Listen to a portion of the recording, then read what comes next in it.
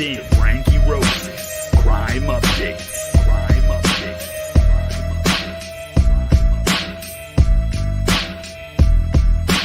You are now tuned in to Frankyrose Crime Update.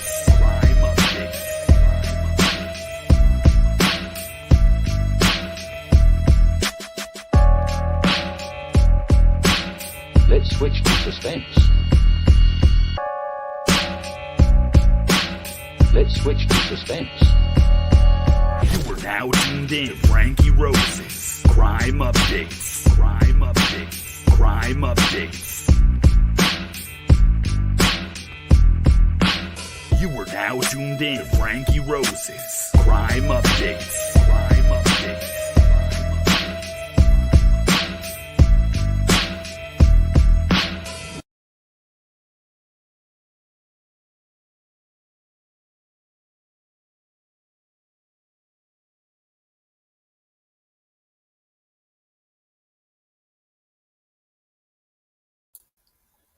Good morning, guys. How are you guys doing?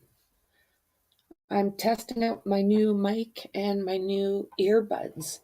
So hopefully everyone can hear everything. Now, how you doing, Mexi Texi? Alice, hello. Always good to see you. I try to catch up with you a lot of times on Doug's show, but sometimes that gets scrolling so fast, there's like, yeah, that's not going to happen. So I wanted to do a little bit more on Kiely, Rodni's case. It's constantly changing. I can't keep up almost.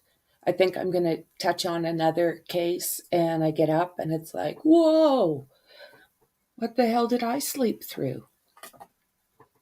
So I have found a couple of different things that I thought maybe you might like. I will try and share this. It's been cold out here in the mornings. I think this is yes.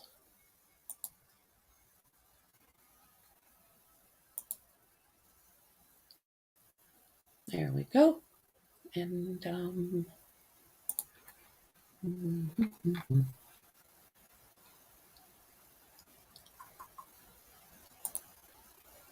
want to make it bigger. Come on. Hi. So let's check this one out. Walsh is the co-host of In Pursuit with John Walsh in new season that begins August 24th on Investigation Discovery. Thanks so much for being here. Just absolutely heartbreaking speaking to that mother this morning. You can't even imagine what is going through her mind right now.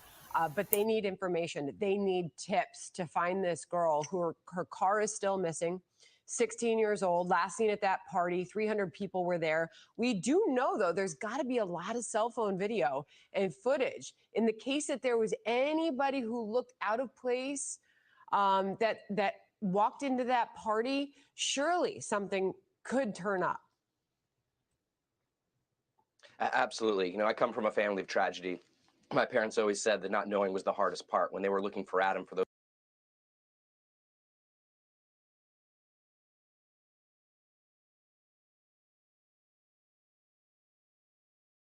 2 weeks, and that's why these parents are so desperate for answers. But we have to imagine what Kiely's going through.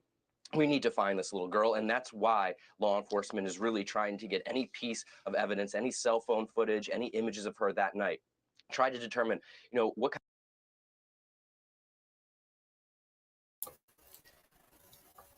So have you guys heard Kiely sing? Oh my God, was she talented. She could sing and play all those different instruments. I have a hard time seeing her be like part of the in crowd, which is usually part of the bad crowd. Kind of demeanor did she have? Was she acting rationally? Was there somebody stalking her? Was there anything in the footage that they can find that could help break the case open? You know, so many people out there will oftentimes maybe hold back information in investigation thinking, oh, it's probably not that important. But you don't know what piece of evidence law enforcement is looking for, and that could be the key that breaks the case wide open. You know, there's these pictures that have emerged. Obviously, the description we continue to put up on our screen so we can tell our viewers with the tip line: 5'7", 115 pounds, blonde hair, hazel eyes. She was wearing pants and a black tank top in that photo, but she was also seen wearing a sweatshirt, Callahan, that a lot of people are talking about now because of what it said. You don't want to be forgotten. You just want to disappear. So the mother said that that was a friend of hers that had loaned it to her. Make what you will of that. The car's still missing. Silver 2013 Honda CRV with California license plates. And the mom said that was how this all happened. Her daughter said, I'll be home soon. She did not come home. Mom went to sleep. Mom woke up that morning. Car was not there. And obviously her daughter was not there. And then this search ensued. Yeah, you know, it's so important to put out that information of what she was wearing that day, and including the specific jewelry that she had on. Now, as far as that sweatshirt, I believe it was in her possession. She wasn't wearing at the time of the photo was taken. And I wouldn't read too much into the lyrics on that sweatshirt. Their song lyrics, I think it may just be just coincidental that she had a sweatshirt that had lyrics similar to what, unfortunately, the situation that we find ourselves. So what do you guys think? I think it was pretty much a coincidence that both of those sweatshirts had kind of nefarious sayings on the front or back. I don't know. I think they were just cute. Part 1 of A&P's search for Jalissa. I think I did. Was it good, Mallory?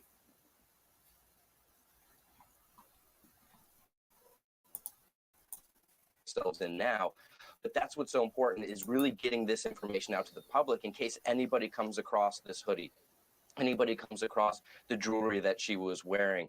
This family needs answers. This girl needs to be brought home, and putting this information out to the public is a way that we can bring her home safely. Really, it's all about getting eyeballs on missing persons cases, and really having the media cover this case and getting information like out there really could be the reason that we bring her home safely. And the sheriff's office making it clear they're not interested in arresting or prosecuting any of the minors who were seen at that party drinking or using drugs. Instead, they just want to focus on bringing Kiely home. They're saying just please come forward with any information. 100 volunteers on site, 16 agencies now part of this investigation. FBI, Homeland Security. It is a massive search that is on. Callahan, thank you very much for joining us. Thank you for having me.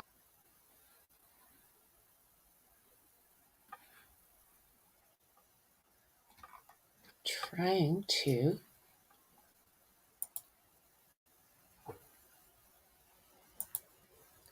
So I found what Callahan had to say kind of interesting too. Him and his dad have been doing this for a long time.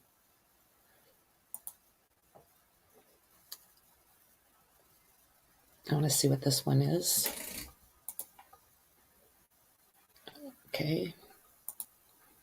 Back to Callahan. Glad I didn't.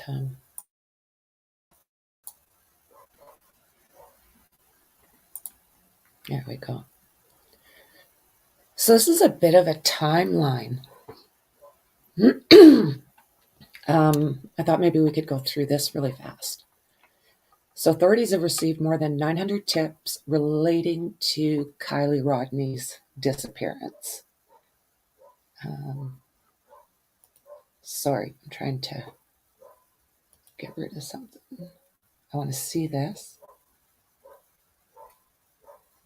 And I'm not going to be able to. Okay.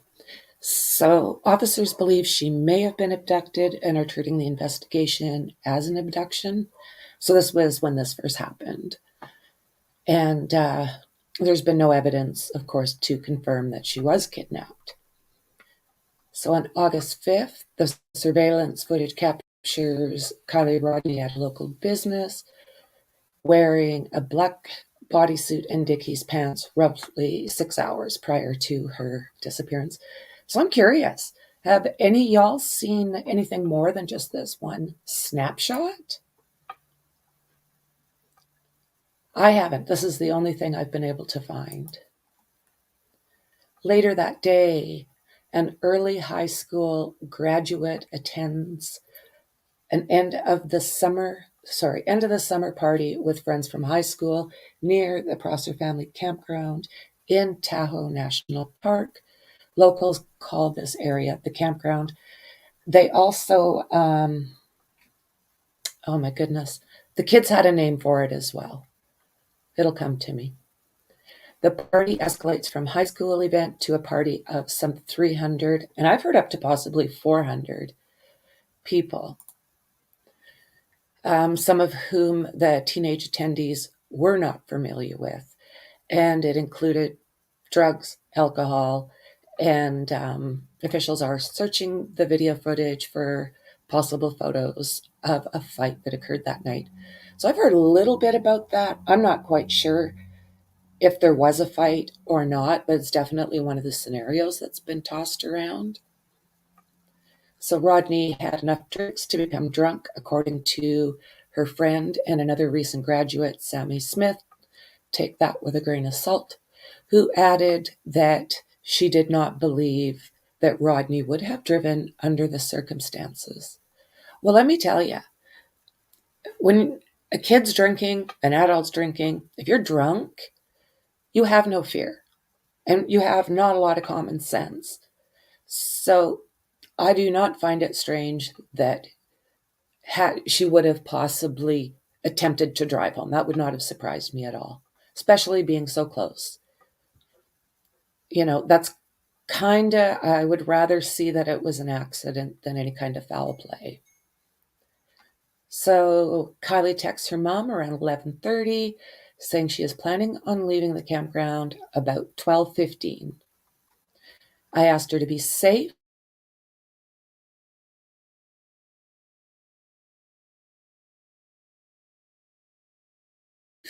Her mom. So she speaks with friends and family shortly after midnight, according to the authorities. Sorry, guys. So there's also another timeline. I did do a video about it. I've got a Kiely Rodni playlist it's interesting to go through because it shows you how many things have actually changed in people's opinions, and it's almost like it's a new case. Prosser family. So her phone did turn off around 12:33 a.m. in the morning, and it last pinged near the Prosser family campground within the Tahoe National Forest before it turns off.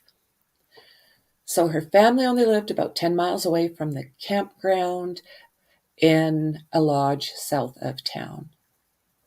Just beautiful, eh? Using a flower to see what a wedding ring would look like. I remember doing that.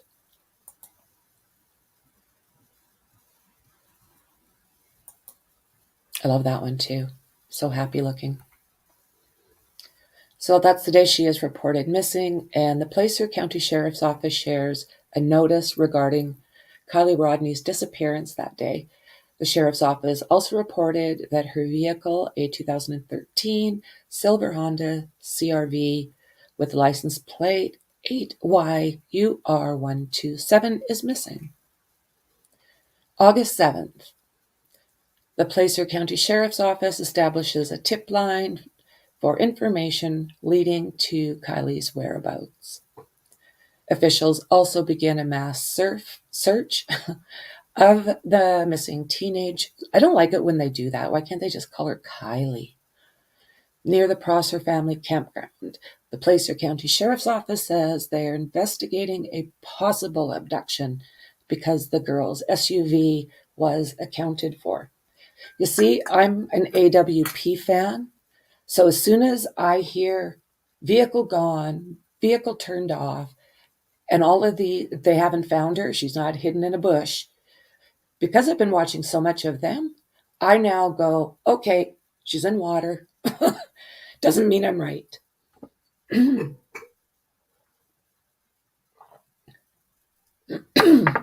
I'm sorry, I got a frog in my throat. So on August 8th,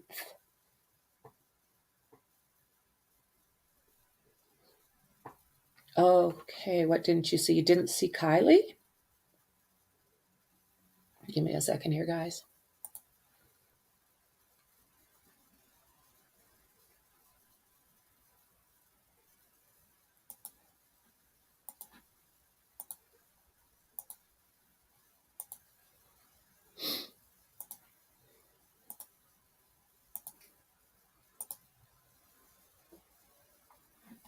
Is that better?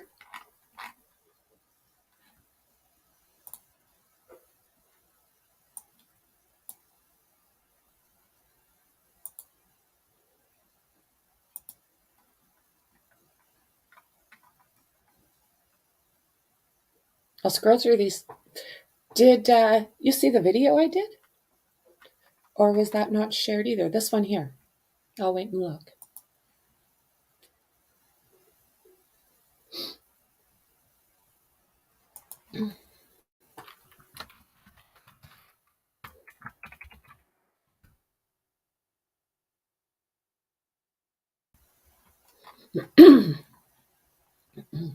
Hope I'm not getting a cold. So let's see here.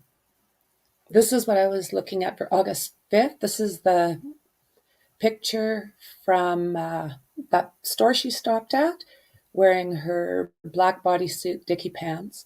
And this is what I'm wondering if anybody else has seen these clothes. I haven't seen any other video except the snapshot going through this place. Like I am a little confused.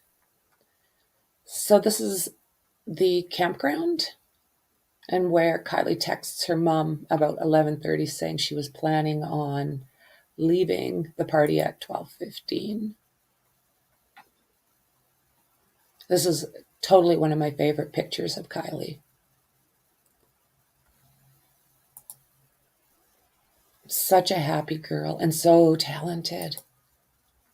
This is the one I was saying looks like she's... What would a wedding ring look like? So I'll start back here again, August 7th. The Placer County Sheriff's Office establishes a tip line for information leading to Kiely Rodni's whereabouts. Officials also begin a mass search for the 16-year-old Kiely near the Prosser family campground. The Placer County Sheriff's Office says that they are investigating a possible abduction because of the girls. No, Kiely's SUV was also unaccounted for. And this is where I'm straight to thinking water. No car, phone died, boom. Another. This is, my AWP has got my brain trained. A Placer County Sheriff's Office air operations crew flew over the intersection or Interstate 80 corridor between Donner Summit and Nevada State Line, as well as the Prosser Lake area. 19,000 man-hours. Search crews comb Lake Prosser by boat, land-based search, and party gathers near the shoreline.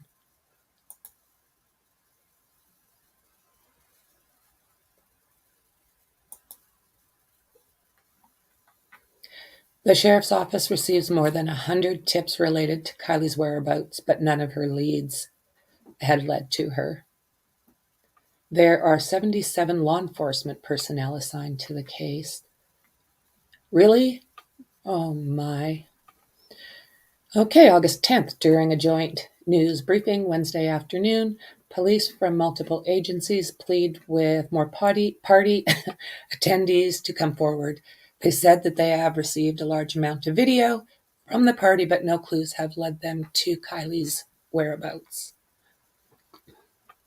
Okay, the search now includes several aircraft including helicopters and airplanes flying in formation above dive teams, and all-terrain vehicles including four-wheelers, trikes, and dirt bikes. There's brutal. There are search dogs present and at least 100 members of law enforcement visible including members of the FBI who initially focused their attention on Campsite 4. In a joint statement, the Placer County and Nevada County Sheriff's Office say they have assigned 265 personnel to the case. The number of tips received climbs to more than 3,000. Investigators they still have not recovered any items they believe belong to Kiely, and they are still searching for witnesses who seen Kiely Rodni physically leave the campground party. So her friend Elsa, I don't know, she was talking to another content creator, and she had another, like I was saying, timeline. And that timeline of hers goes till 1 o'clock, where she's seen Kiely so drunk that she fell into a hole, like a little hole, and she couldn't get out. So they helped her up and offered her a ride. She said no, she already had one, and started walking towards where all the vehicles were parked. So I haven't been able to confirm this, but I have seen it put out there. So on August 11th, the FBI lists Rodni as a missing person and releases a poster sharing information about her. Placer County Sheriff's Office announces that it has activated, I'm tongue-tied today, the Code Red Emergency Alert System. We have about an 80% enrollment for Nevada County, so about 100,000 residents. The message should hit about 80,000 residents. Nevada County Sheriff's Office Captain Sam Brown says of the Code Red Alert. I have never heard of a Code Red Alert. That's new to me. All these colors, good Lord. So authorities say that the last known photo of Kiely was taken about a month prior to her disappearance. And this is all that jewelry that they were worried about. My idea is it's going to be in the car. Or, I mean, on the lake bottom, because they seem to lose a lot of things when they flipped that car.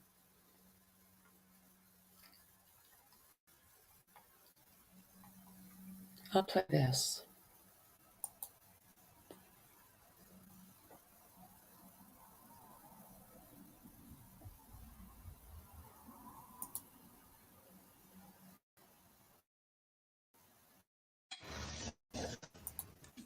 Now, since a 16-year-old from a campground near Tahoe in Virginia, releasing this pair of hoodie, he was happy just before he asking for help. Her Kiely need us now. Be concerned in what story praying for you, arms up. Right now, I have not received the law enforcement. We will be holding their own press conference shortly, and I'm sure if there's anything that they're ready to share, they'll be sharing it with everyone then. 16 years old. She was last seen at this party where we're told there was upwards of 300 people there. She was last seen 12:30 in the morning. She had texted you just before then saying she was going to come home. I believe that was 12:15, 15 minutes before she disappeared. What did she say to you in that text, Lindsay? She told me that the text was at 11:30, and she told me that she was planning on leaving around 12:15 and was going to be heading home. I asked her to be safe and to let me know when she got home to wake me up, and she said she would, and love you, Mama. And that was the last time that she texted me. You've had so much time to think about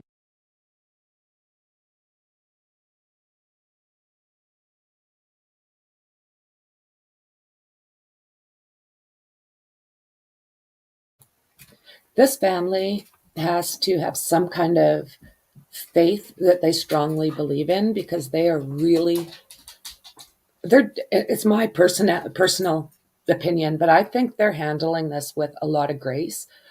I don't believe for 2 seconds that they don't care and didn't care.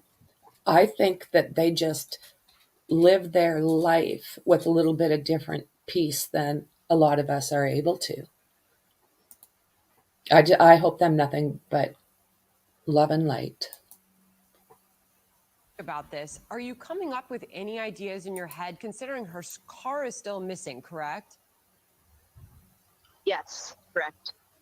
Are you hopeful at all that perhaps she, that maybe she decided to go somewhere on her own? Of course I'm hopeful. Without hope, what is life? Yeah. So what are police able to tell you right now about their search and any developments in this search? I know that a big part of this has been pulling all the cell phone footage of the 300 people at that party and talking to every single one of them to perhaps see if anybody unusual was in the pictures or the video at that party, someone that they did not know. Has anything come from looking at all that video footage? As far as I know, they're still looking. They have a dedicated team of people who are looking through all of that video. They're still asking for more. If there's any teens or anybody who was at the party who still has footage that they've not sent, there's easy ways to send it in. There's anonymous ways to send it in. And yeah, we're still, hope again. We're still hoping that something will come up.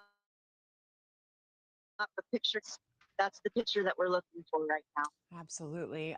Lindsay, one of the most recent revelations was this shirt, this hoodie she was seen wearing with the lyrics of a song, "You don't want to be forgotten, you just want to disappear." Did you know that she owned that shirt? Had you seen it before? That sweater belongs to one of her good friends. Lana Del Rey is a musician who sings so eloquently and has so many beautiful lyrics that can be quoted and put on a shirt. I think that it's not helpful to go down any rabbit holes or follow any red herrings about a sweater from a concert that had a pretty picture on it. Got it. Please keep us posted. We're praying for you and this search for your daughter, Lindsay. Our hearts go out to you. We can not even imagine how difficult this is. We're all hopeful.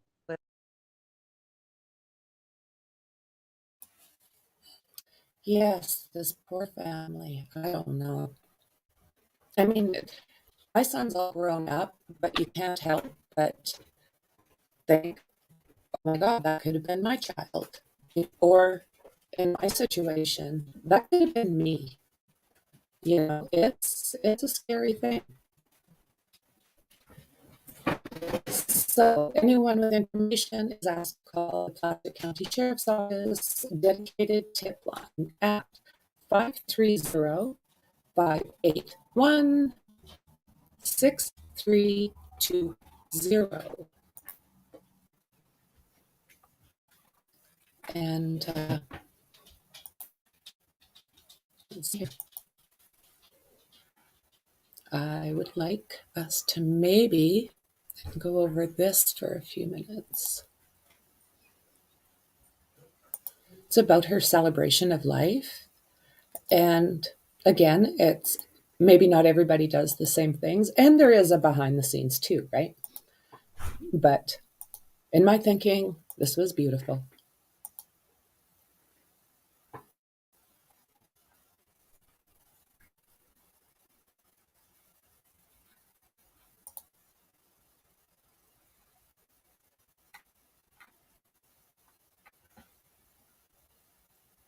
Beautiful picture.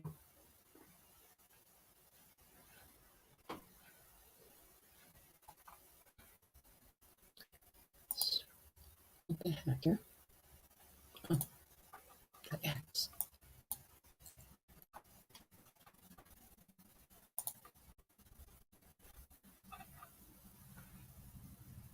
It's playing games with me. It knows I'm a rookie. So let's try that again. Starting to feel like winter here, out in the mountains. Snow's already up top. Okay, this is from MSN. The community of Turkey came together to celebrate the life of Kiely Rodni. Grabbed nationwide attention.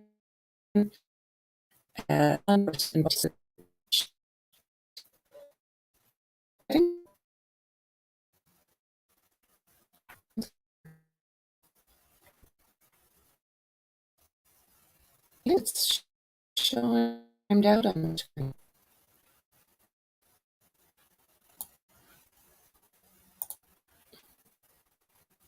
And I'm not too sure what that would be about.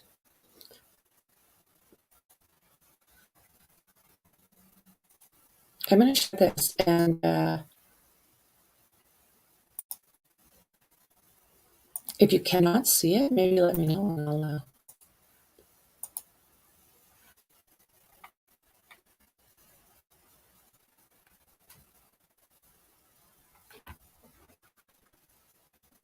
can you see everything, guys?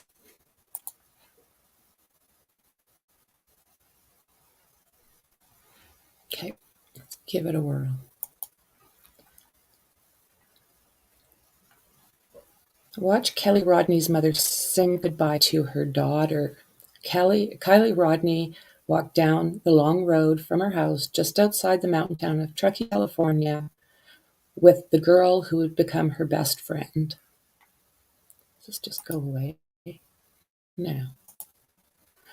The girls had been introduced by their parents, but talked for hours that first night. They were 12 and already knew what they would and would never do when they grew up. I had no idea I would one day be growing up without her, said Magdalene Larson. Have you seen her? Like, what a sweetheart. Oh, she was one of the few people who talked about Kiely during a community service in Truckee on Saturday for Kiely, who was found deceased in her car in Prosser Reservoir, August 21st. I remember her life, her laugh, her love, and her favorite word, fabulous, Magdalene said. Kiely was 16 when she went missing on August 6th after being last seen at a party of teens and young people at the Prosser Family Campground, a popular meet-up spot for teens. The cause of Kiely's death has not been released, as rumors do swirl in a case that continues to rock the close-knit town of Truckee. Law enforcement says it could be a week or longer before their investigation is complete. Agencies investigating death of Truckee teen Kiely Rodni. So here's her parents. There's mom, there's dad. They seem to live maybe the hippie life, and hey, I do not have any kind of problem with that. The service featured multiple musical performances, including one of Kiely's music teachers. Kiely was a talented musician and started playing the fiddle in public performances when she was 5 years old. She lived all her life singing songs and telling jokes, said Kiely's mom, Lindsay Rodney Newman. She talked about how Kiely shared a few details of the life she led. She said that when Kiely was 7, she would only bathe in a creek near their home. Kiely hated winter, but was the first to suggest December pond skating. Kiely went to Europe for the first time when she was 2 and had been back 2 more times. She traveled, oh my goodness, Pompeii and Iceland, and swam in the Galapagos. Oh my word, nice. Kiely, who graduated a year early from a charter high school in Truckee, was homeschooled until 8th grade. See, and I agree with that too. She knew the freedom of travel and the helplessness of being trapped at home, her mother said. With the end of the service, her mom sang a version of I Bid You Good Night, an 1871 hymn written by Sarah Doudney and later turned into a popular song by the Grateful Dead. Yeah, no, we don't want that. So yeah, look at that. Oh, I'm a rock collector. I go out and look for this type of thing all the time. Beautiful. They've got their sage bowl. This family was all about, they're all about peace. How this could happen, I don't know. Other than to say maybe, the die young. I'm still sticking around, so it's a possibility here. Okay, so I'm going to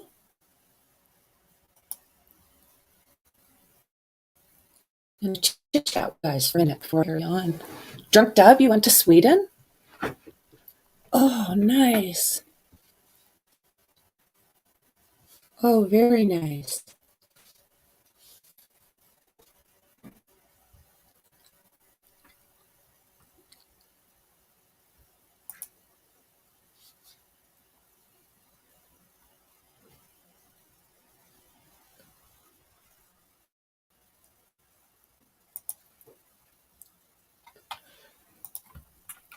Hey, can you send me a link, Molly?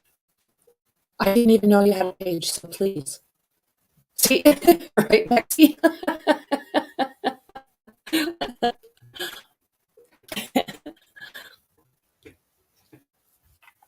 Okay, I'm going to keep. How do I do that?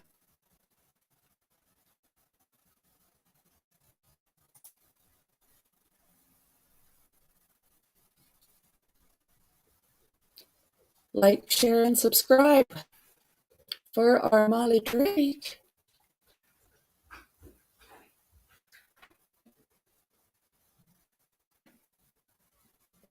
Oh, that's awesome. What do you cover, Molly?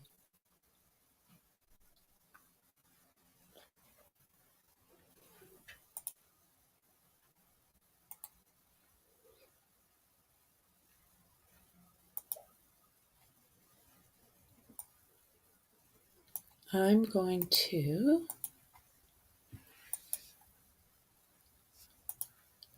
You don't have to do this, but Pink can come on up.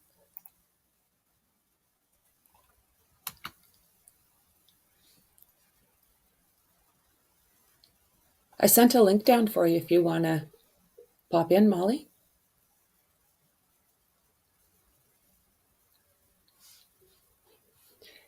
It's always nice to have someone to bounce things back and forth with. It doesn't matter who it seems you get up onto your panel. Everybody's got kind of their own idea of, everyone sees things different, right? So you can get some pretty interesting takes on and new ideas, actually. One person will think, well, I think it's this way, and explain their case. And then somebody else will say, and I always call them safety meetings. Other people debate. I don't know, safety meeting, toolbox meeting. That's what I've always called them. Sit there and swap ideas and discuss something that's interesting to all of us. Okay, I'm going to show something else, Molly, and if you want to jump on, it's totally up to you. The link's there if you would like to.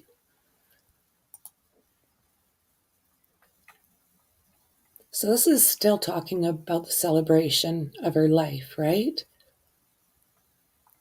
And that picture, which is beyond beautiful. So we're done with that. Let's see if I can grab this for you.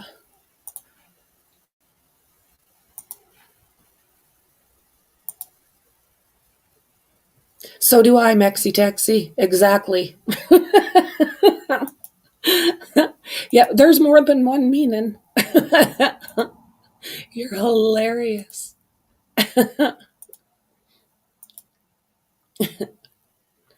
So I was looking at this, but I don't know if it's that super long one. It's not. So maybe we'll walk through that. I'll pop back over there with you guys for a minute. And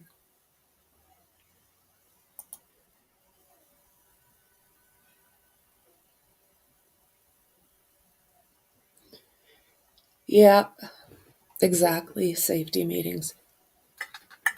I'm getting old. I like to have my safety meetings all by myself sometimes. I probably need to sometimes. Well, most of the time. Oh, good Lord. So I'm going to close this. And I know we've all seen this, but okay. Here's the volume.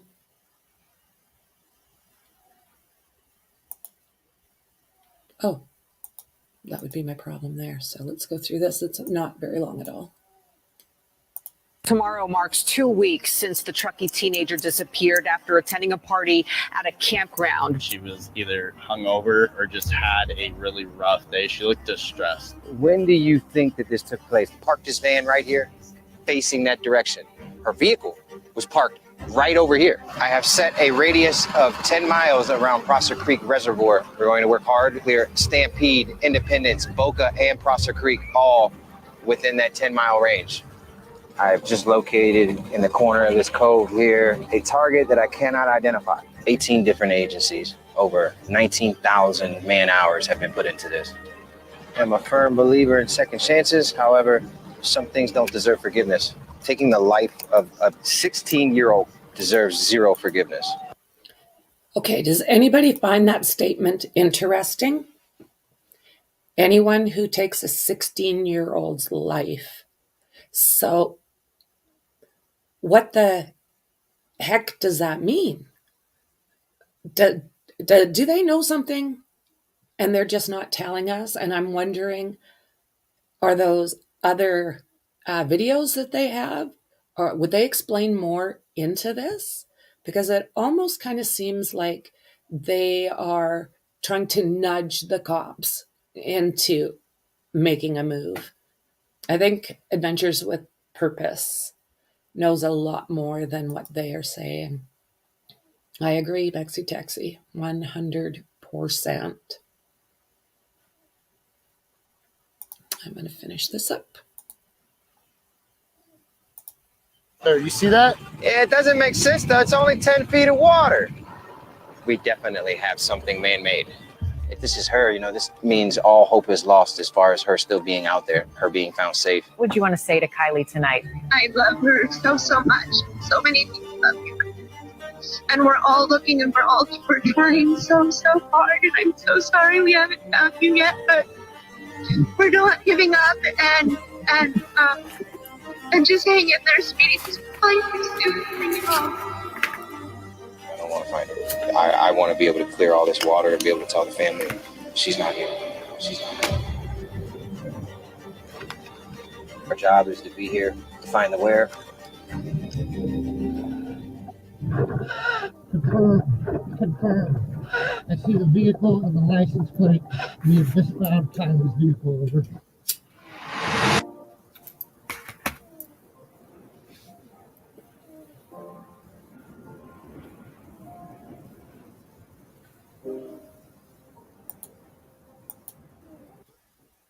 See, and even the fact, Jared actually mentioned it. I don't know what show he was on, but he said that if he didn't think there was foul play of some sort, he would never put in the title murder or accident. So, again, that tells me a lot.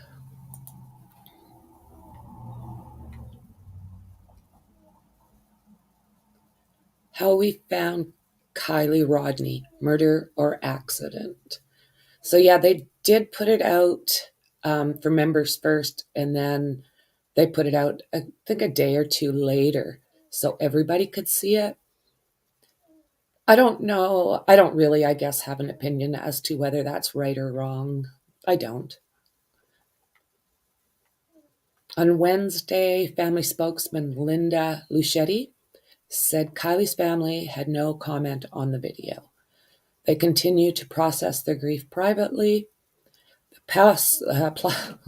These people. The Placer County Sheriff's Department said Wednesday it was waiting for autopsy results on the death.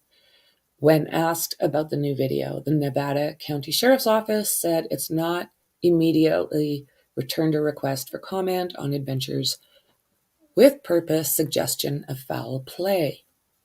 You know, again, we're going to just talk about my opinion a little bit because I've always got one.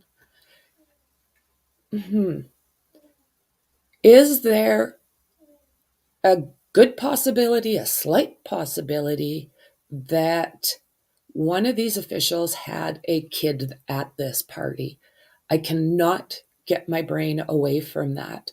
So much has happened that for them to be this negligent, verging on stupidity, they're supposed to be professionals. So I'm starting to think that there's a whole lot going on.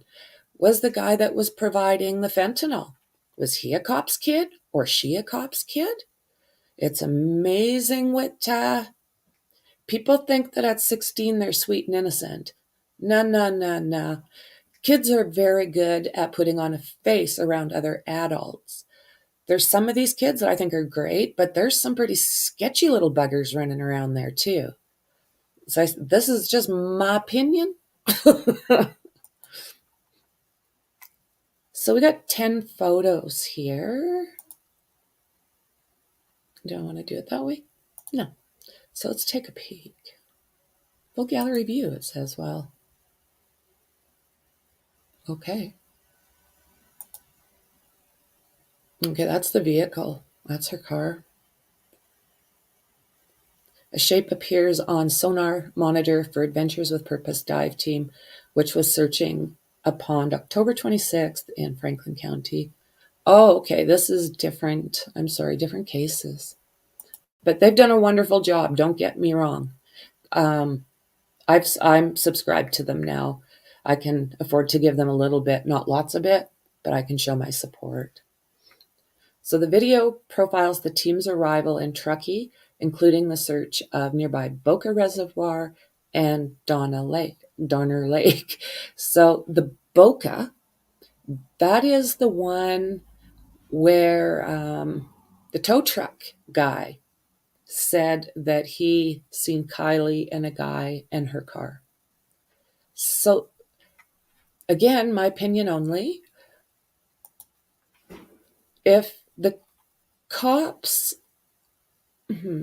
have reviewed all of this footage, if it was not Kiely, would it not be put out that no, that wasn't Kiely? We can prove it. And they're not proving it. They're not showing it, which makes me believe there might be a possibility that it was Kiely's vehicle. In my opinion. So the video profiles the dive team. So that yet Donner, after 30 minutes into the video, the team's sonar shows something about 50 feet from shore of Prosser Creek Reservoir. It's probably nothing, but it looks like a big shadow. And that's Nick Wren. He's the newest to the team, and I think I like him. If this is her, this means all hope is lost in terms of her being out there and her showing up and being found safe, Doug Bishop said. And he's one of the founders now of Adventures with Purpose. Nick Wren's film shows Kiely's license plate before swimming around the car, which had flipped onto its roof. The video is blurry at times, including when Wren points the camera into the back seat where he confirms there is a body. So I'm pretty sure, as far as that goes, that even news stations were blocking that whole section out. There, even when they were taking something to shore, I'll see if I can find that. It's almost like they dove down after the car was flipped. So people are starting to wonder, did Kiely come out at that point? And they had to bring her to shore because the video kind of leans that direction. It sure looks like one to me. I mean, I'm not a professional of any kind, but it's what it looked like to me. So according to the video, Doug Bishop's first call is to someone he identified as Kiely's aunt to tell her they found Kiely. And Doug Bishop says the family is always contacted before law enforcement in their findings. Someone identified as family asked Doug Bishop, "Can you tell if there was foul play?" He responded with, "No, ma'am." And in the video, someone identified as Kiely's grandmother gets a call and thanks Doug Bishop. "I appreciate what you've done for us," the woman identified as Sally, Kiely's grandmother, said on the video. "It's not the answer we wanted, but at least her family will have some closure." Also, at the shoreline, Kiely's father and grandfather are seen in the video. It has been reported that they were at Prosser Creek Reservoir the day the dive team found Kiely, and they were. There's quite a few different pictures of the grandfather, one where he's just kind of sitting there all by himself, watching them pull the car out.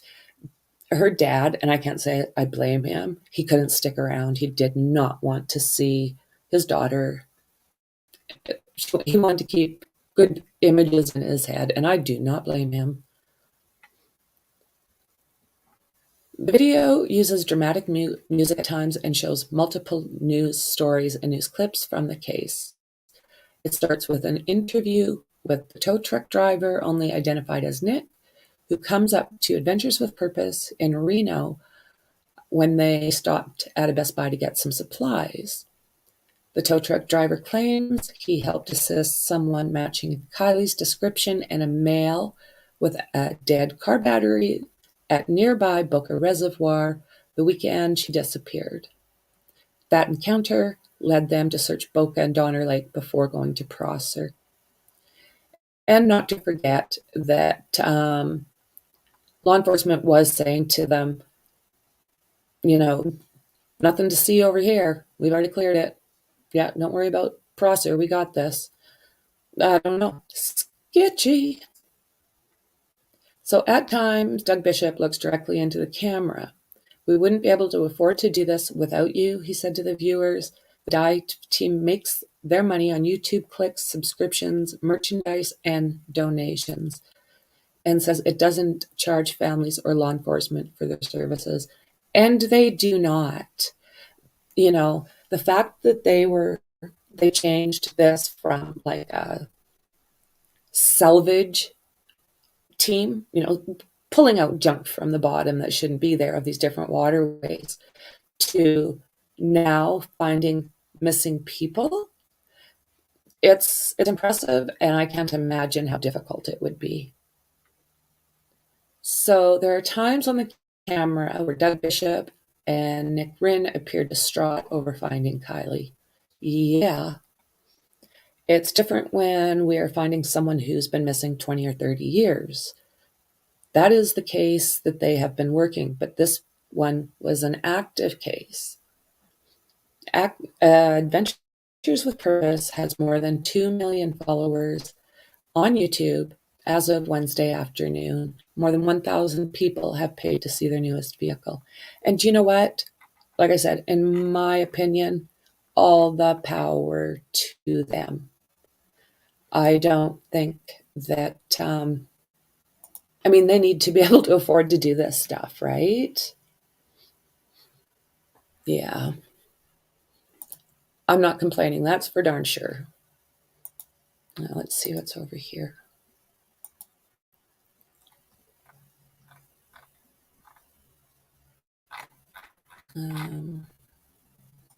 If find this one very interesting. I think maybe we'll go over here.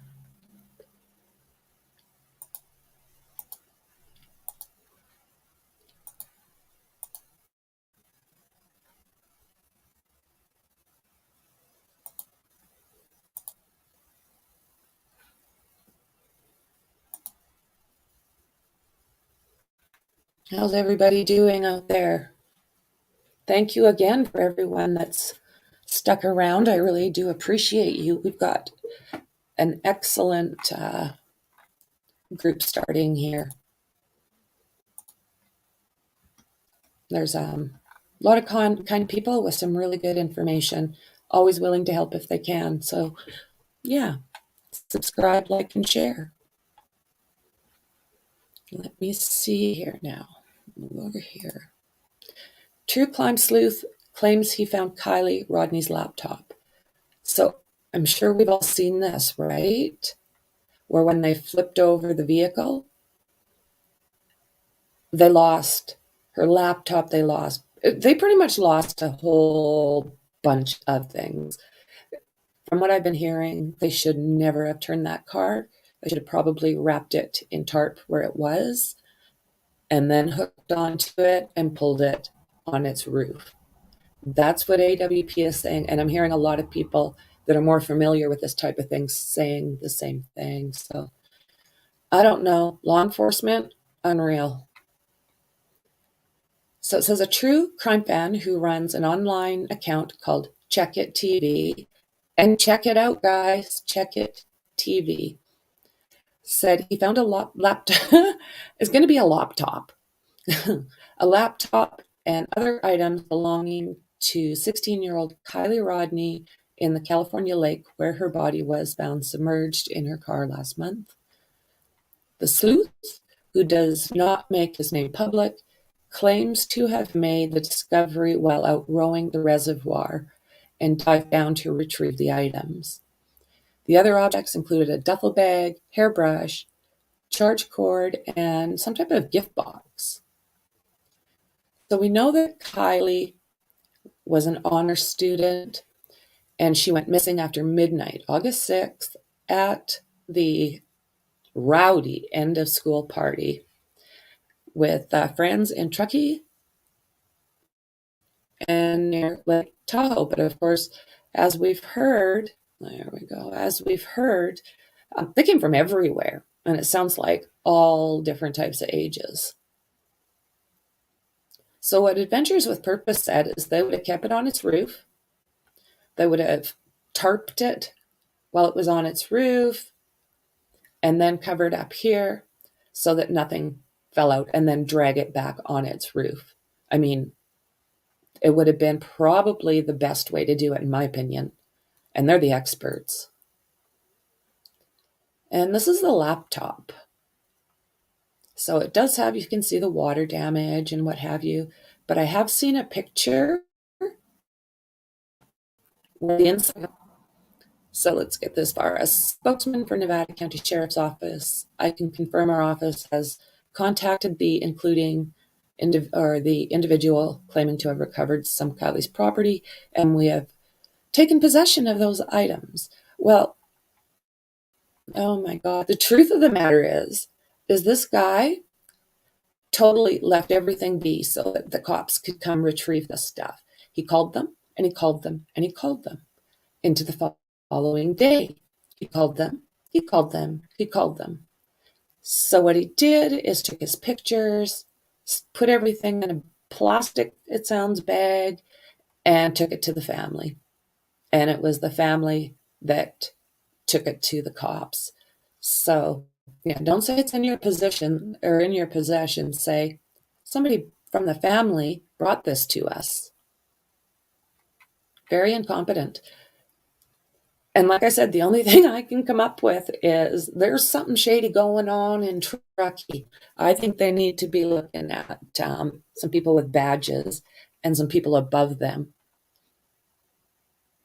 So yes, obtained by the outlet show, says silver Apple Mac laptop covered in stickers, including one that read drugs are bad, another one declaring virginity rocks. right?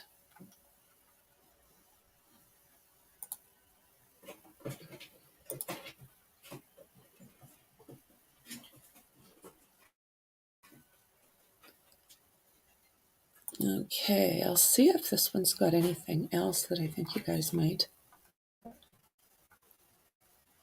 want to see.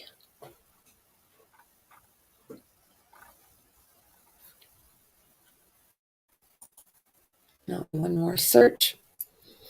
And if nothing pops up, we'll wait for the next one.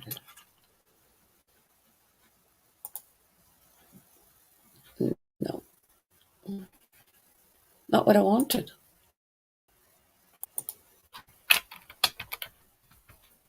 Feels like snow here. It really does.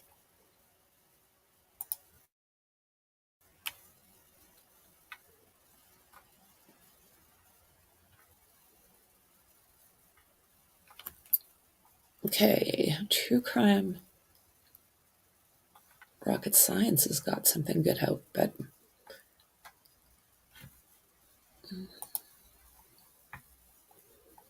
I don't know what he thinks about sharing. Let's look at this.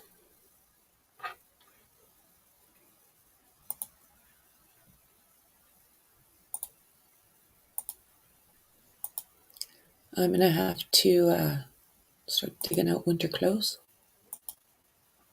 or finding a better hiding spot for the ones I have. No. Oh, goodness. Okay, I'll get rid of that. I'll get rid of that. Keep myself semi-organized. I'm learning slow and steady thanks to you ladies.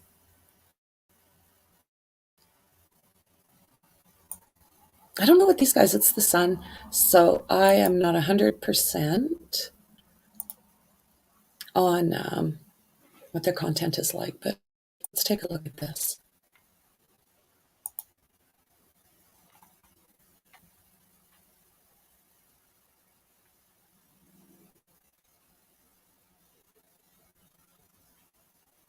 Come on. Oh, maybe this is that one that wouldn't load last time. There we I'm go. going to start with the photo on the very right. That is the last photo of Kiely Rodni. She was seen just hours before she went to that party at the Prosser family campground, hours before her disappearance. This photo signifies exactly what she was wearing hours before her disappearance. You can see she's wearing not a black tank top, but a black bodysuit.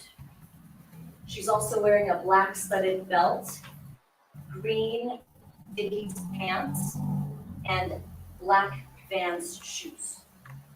This is what she was last seen wearing, just hours before her disappearance. I'll point you to the first photo on the left. This is a photo that this is a hoodie that was loaned to Kiely on the day that she disappeared. This item is of significance. We believe that Kiely was still in possession of this hoodie when she disappeared. And the photo in the middle is an actual photo of Kiely's vehicle, 2013 silver Honda CR-V. It's been now 5 days since she's been missing. What's the newest update that you can give us, and do you have any new leads at this time? So we do not have any new leads, and that I can tell you is very frustrating for us. So we reiterate that anyone that was at the party come to law enforcement, please go to the tip line. It is anonymous if they want. We can't urge enough that people that were there know something. If you know something, please say something. Come forward about Kiely's experience. Yeah, the question was about how extensively have the road been searched, because it is pretty treacherous, if you would. It's been flown with hours and hours of helicopter. It's been driven with dirt bikes, patrol vehicles, you name it. We probably put it on the road, and today there's extensively, I believe, still working through the same area.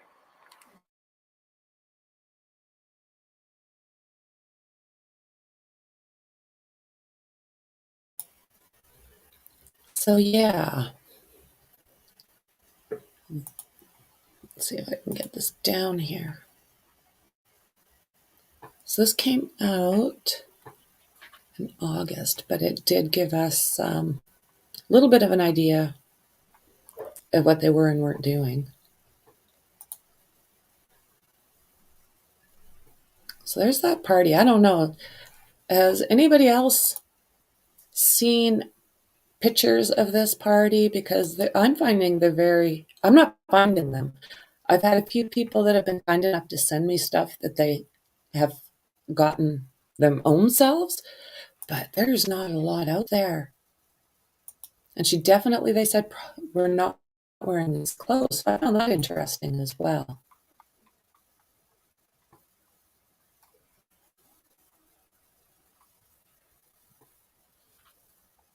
Oh, check this out. Popular YouTuber Ikid Mel, one of my absolute favorites, has been covering Kiely's disappearance.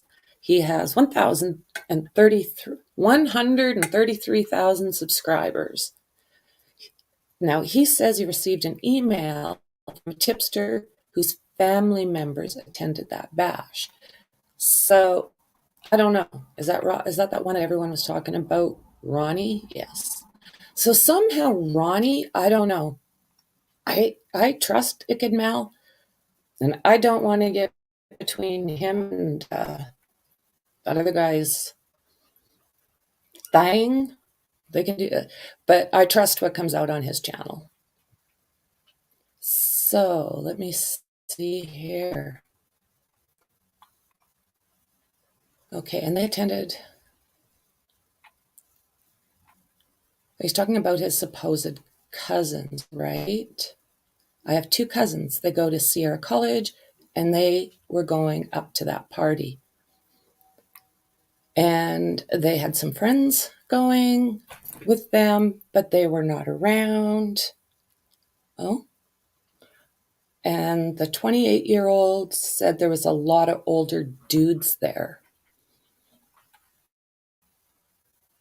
So we've kind of heard about that, but I don't think I'm going to bother going too much into Rodni, eh? But I would like to know if you guys, what you think of this footage that's out. I find it interesting because I'm seeing so little put out. So I'm pretty sure this will be the long 47-minute one. Yes. I'll just stop that for now. Autopsy confirming. So shocking video from a volunteer dive team that found the remains of Kiely Rodni reveals the 16-year-old's body was in the back seat. No, she was in the cargo area. So the Oregon-based search team Adventures with Purpose used sonar to spot Kiely's Honda CRV in Prosser Lake. So it does show the dramatic footage of Nick when he comes up after finding Kiely. So let's see here. More than 2 weeks after the teen was reported missing, following an outdoor graduation party near Prosser Family Campground in Truckee, California. The dramatic video shows diver Nick Rinn spotting the Honda upside down in about 14 feet of water. On the surface, and was confirmed it was Kiely Rodni's vehicle, matching that to the license plate. It's a good clear picture of it. So Nick made his way slowly around the upsided vehicle. He noticed that driver's side window was down. I see a pair of shoes in the back. I have just confirmed there are human remains in the vehicle. and said over the radio headset to his fellow team member, Doug Bishop, who was running the sonar above the water. The radio headset to follow team member Doug Bishop, who manned the sonar in the water. Sorry for the repeat. The passenger window is broke out. It appears rear driver's side window is halfway down. And after confirming remains on the inside of the Honda, Nick made his way back to the surface. She's in the back of the vehicle. She's not in the driver's seat. It looks suspicious to me. The vehicle's upside down. One window is halfway down. One window is all the way down. Call the authorities. The 47-minute video posted by Adventures with Purpose also showed authorities pulling the vehicle out of the creek. Is that what they call that? As Kiely's family members watched. So Rodni's dad, you've probably seen this. How the fuck could they have missed that? Her father referring to local law enforcement who had also combed the reservoir prior to the volunteer search team recovering Kiely. That's fucking impossible. Thank you, Doug. Yeah, right? Kudos. Kudos.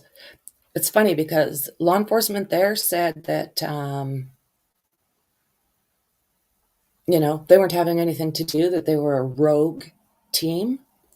Well, in one of the interviews I watched where they said that, they were in partnership with them. They really weren't. I have never seen Adventures with Purpose leave a site as fast as they left this one. Regardless of what the cops say, I don't think that they were encouraging them to do anything improperly. There's her dad. There's Grandpa back here. I'm not sure. Of course, Nick and Doug. The autopsy confirmed the body was that of a 16-year-old honor student who had just graduated, and she was looking forward to going to college. I heard she was getting into the medical field. Not confirmed, but that's kind of what was going around her, her memorial or whatever they call it nowadays. The Rodni family released a statement thanking the community, media, law enforcement for helping in Kiely's search. We have weathered a storm of unfathomable force, and it is purely thanks to the army of warriors, matriarchs, healers, and helpers holding us up that we continue to stand today. I like the way she says things. Adventures with Purpose is an underwater sonar search and recovery dive team dedicated to helping families with missing loved ones. According to the group's video, the group used 2 sonar boats and other equipment to spot Kiely's vehicle. So I find it really strange because there's pictures. I don't know much about this guy. SF Investigates. I don't think he's an investigator. He might be. But if he is, kudos to him. But it must be a new thing. But anyways, besides that, there's footage that he put out that you could see Kiely's car in that water. His drone it was on camera. That car was on camera. So nobody can tell me, because there's been an extra 2 feet of water in this reservoir, that there was no way to find Kiely. It's BS. So, yeah. But no, follow, share, and like SF Investigates too. It just totally might be your thing. So, AWP to date has helped solve 24 missing cases since 2019. According to the Los Angeles Times, Adventures with Purpose will focus their next search on 2 California women. So, of course, that was Jalissa, 22, and 75-year-old Annie Adams of San Luis Obispo. And she's been missing since April 21st.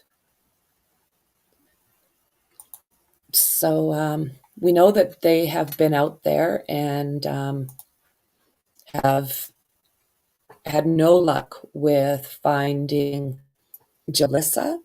And I have not heard about the next lady. Let's see here. I think I got a video for you guys. Might have some more.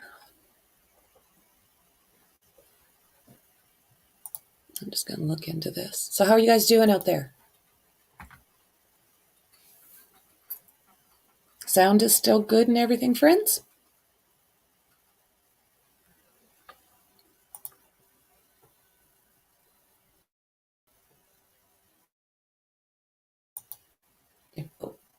I think this one here that I'm going to show you is a little bit more on their search before Adventures with Purpose got there. Might not watch it all, depending. Might have to skip through some of it. So, I'm sure we all remember this lady. She was giving a lot of updates. She is on for a missing 16-year-old Saturday near a recreation and park district right here on Live Now. I'd first like to introduce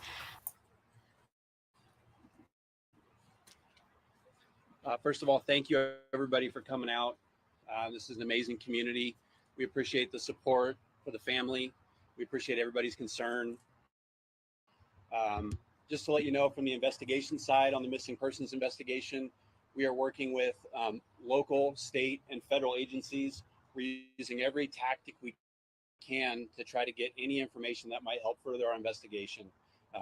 In any tip that comes in, we're taking all the tips from the tip line from any means, whether it's emailed, called in, through the conversations with kids that we met with here at the community center. Those are all being chronologically put into our tip spreadsheet, and we're addressing those, prioritizing them, and we're taking a look at every single one. So no, we don't. If you think you have information and you don't know if it's relevant, we want it. We want any information because we'll follow up on any and every lead that we can. Obviously, we have to prioritize them so that we can focus our resources. And so those who had firsthand contact with Kiely, who interacted with her near the time that she was last seen, those take priority. But we're looking at, video that people are sending in, anything. We're looking at timestamps so we can create the best timeline possible, take all that information, and we're committing all the resources we can to follow up. Thank you. Next, I'd like to introduce Nevada County Sheriff's Office Sergeant Hack, who will be speaking more on the search and rescue efforts surrounding the search for Kiely. Thank you. Sergeant Dennis Hack, Search and Rescue Coordinator for the Alberta County Sheriff's Office. I want to let you know at this time we have over 16 agencies involved in our search efforts. In the field right now, we have over 100 volunteers. Those volunteers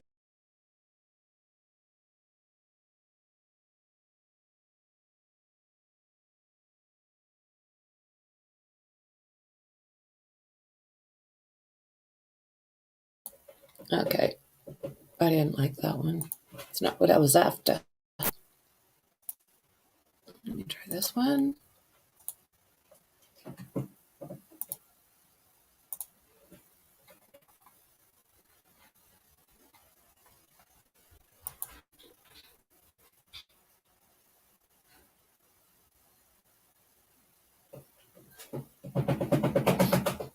Search for 16-year-old Kiely Rodni may have come to an end. We have not been able to positively identify, but it's more than likely. Autopsy has been ordered for tomorrow, and those toxicology results should be ready within a few. We have found Kiely Rodni's vehicle and have confirmed that there were remains inside. An official investigation, official identification of the remains will be made and announced by authorities once their investigations are complete. Please understand and respect this is a highly active investigation by the FBI and multiple local sheriff's departments. We are limited to the scope of details we can release. Begin our search for Kiely at Prosser Creek Reservoir on August 21st at 10:40 a.m. We placed 2 sonar boats in the water. By 11:15 a.m., Nick detected an object underwater using cutting-edge Garmin sonar technology. I was able to then confirm that it was, in fact, a vehicle, roughly 14 feet of water and only 55 feet offshore. After marking the vehicle with our magnet, Nick suited up in his dive gear and conducted the dive to formally identify and assess the vehicle, with me running OTS comms topside. Once we confirmed it was indeed Kiely's vehicle, we immediately notified family, law enforcement, and Dad and Grandpa were on scene within minutes. Please refer to our episodes for complete search investigation that we conducted. These episodes will be released very soon. Again, this takes time to edit. We will need to put these together in an appropriate way in order to respect law enforcement as well as the family. Those should be out, I would estimate, probably within the next week or so.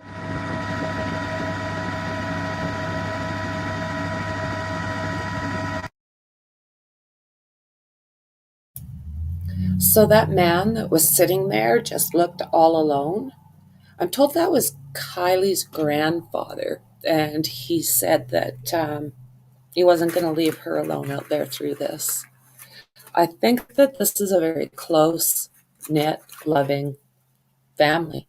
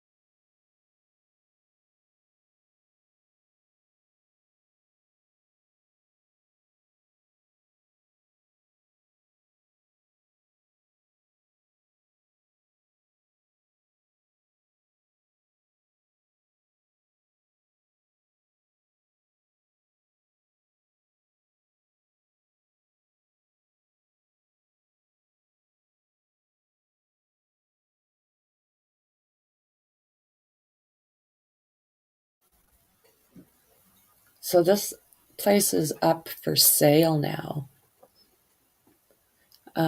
They had it up for sale before Rodni, oh my God, now they have me saying it. Before Kiely passed. I guess it was one of the reasons that Kiely decided to quit going. So, oh my goodness, it's one of the reasons she wanted to finish a year ahead was so that, her and her family could relocate. But yeah, it's a beautiful place. I can't remember the square footage, but I think it was a little over 7,000. How heartbreaking. There's her necklaces. I would like to know if she still had them on her. I hope so.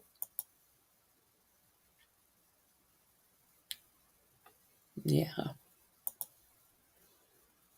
Oh, there you go. Nice. Look at this. Wow. Look at it.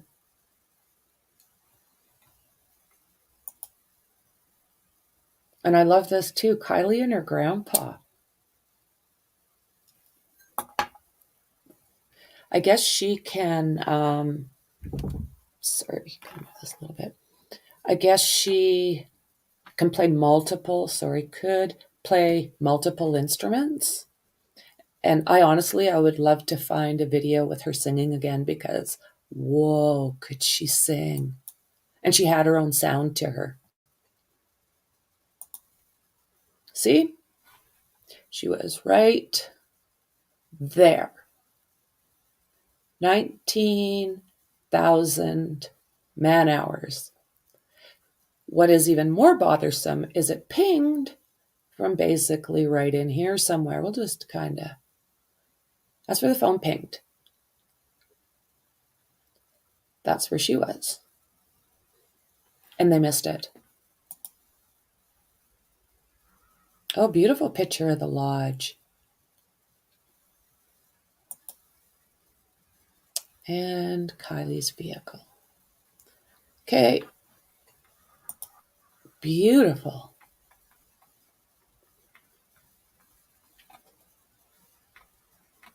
So, yeah, here we go. Nevada County Sheriff Coroner.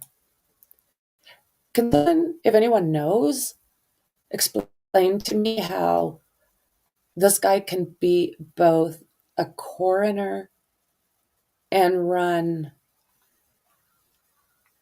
as the sheriff and work as the sheriff? I don't even understand that. That can hide way too many activities. So this beautiful property is owned by her grandfather, David Robertson, and has been putting it on the market for 1.75 million. Rustic property, a small 4-bedroom hotel called the Lost Trail Lodge. Yeah. The 2,700 square foot cabin, which is located 12 miles from where Kiely vanished. Let's see if we can get some more pictures from the listing.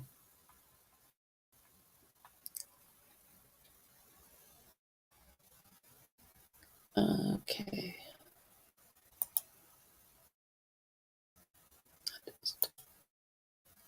Oh, beautiful. Gonna pop over here. Yes. That place is freaking gorgeous, isn't it?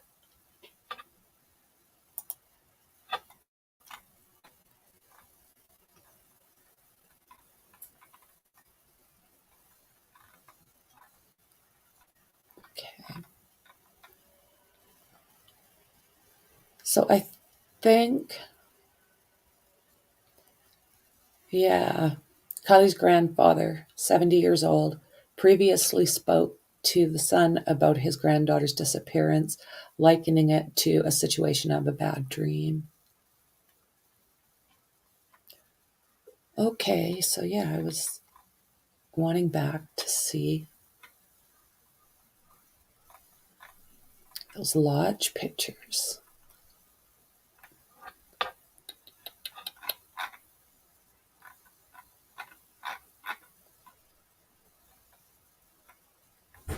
Oh, I wonder.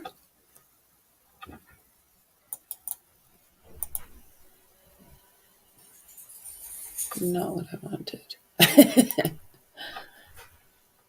That's just not it.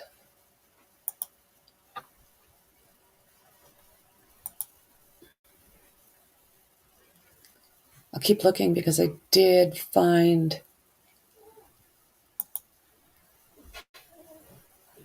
I'll stop this for a second. No. No. No, no, no.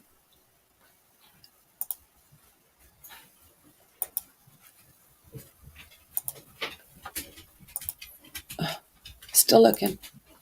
Still looking. Okay, I lost it.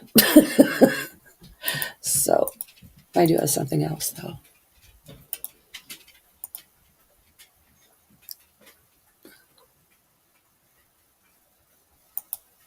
There we go. So this is still, let's see, make sure everyone's good to go. Good to go, everybody? Okay, let's take a look at this.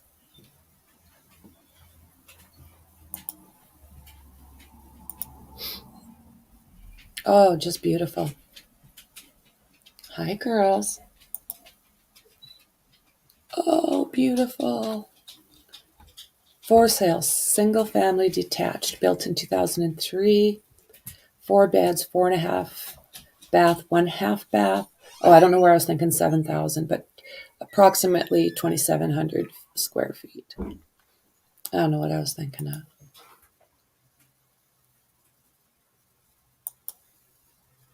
Look at that.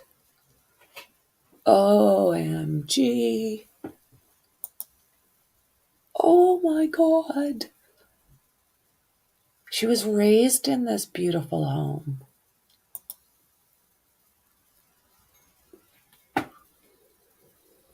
Oh, look at that.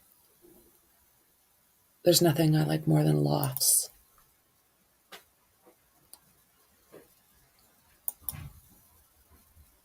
Damn, look at it.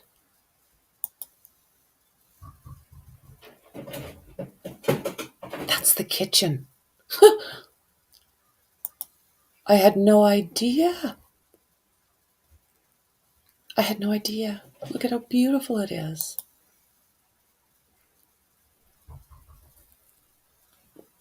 Looks like everybody liked to cook and bake and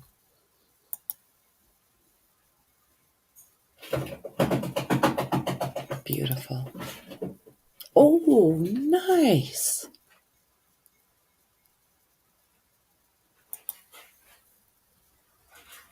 Really? So it's almost like each room has a loft. So it is secluded. I love that myself. Maybe a cabin? See, is that what these are? Little cabins that they rent? I'm wondering. I know that they had rental, like stuff that they were renting. So that's Kiely driving through that tunnel. I'm not sure if you knew that. Look at that. That looks like here. Except their mountains are smaller than ours. Damn. Back to the beginning.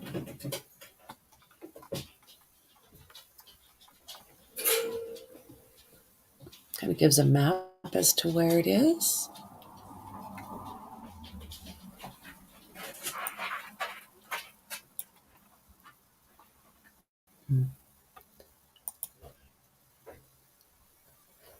Okay, then.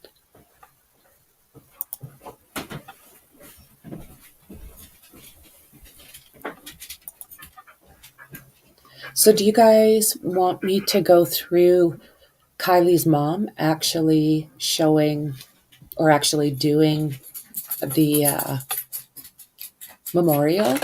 Would you like to hear that?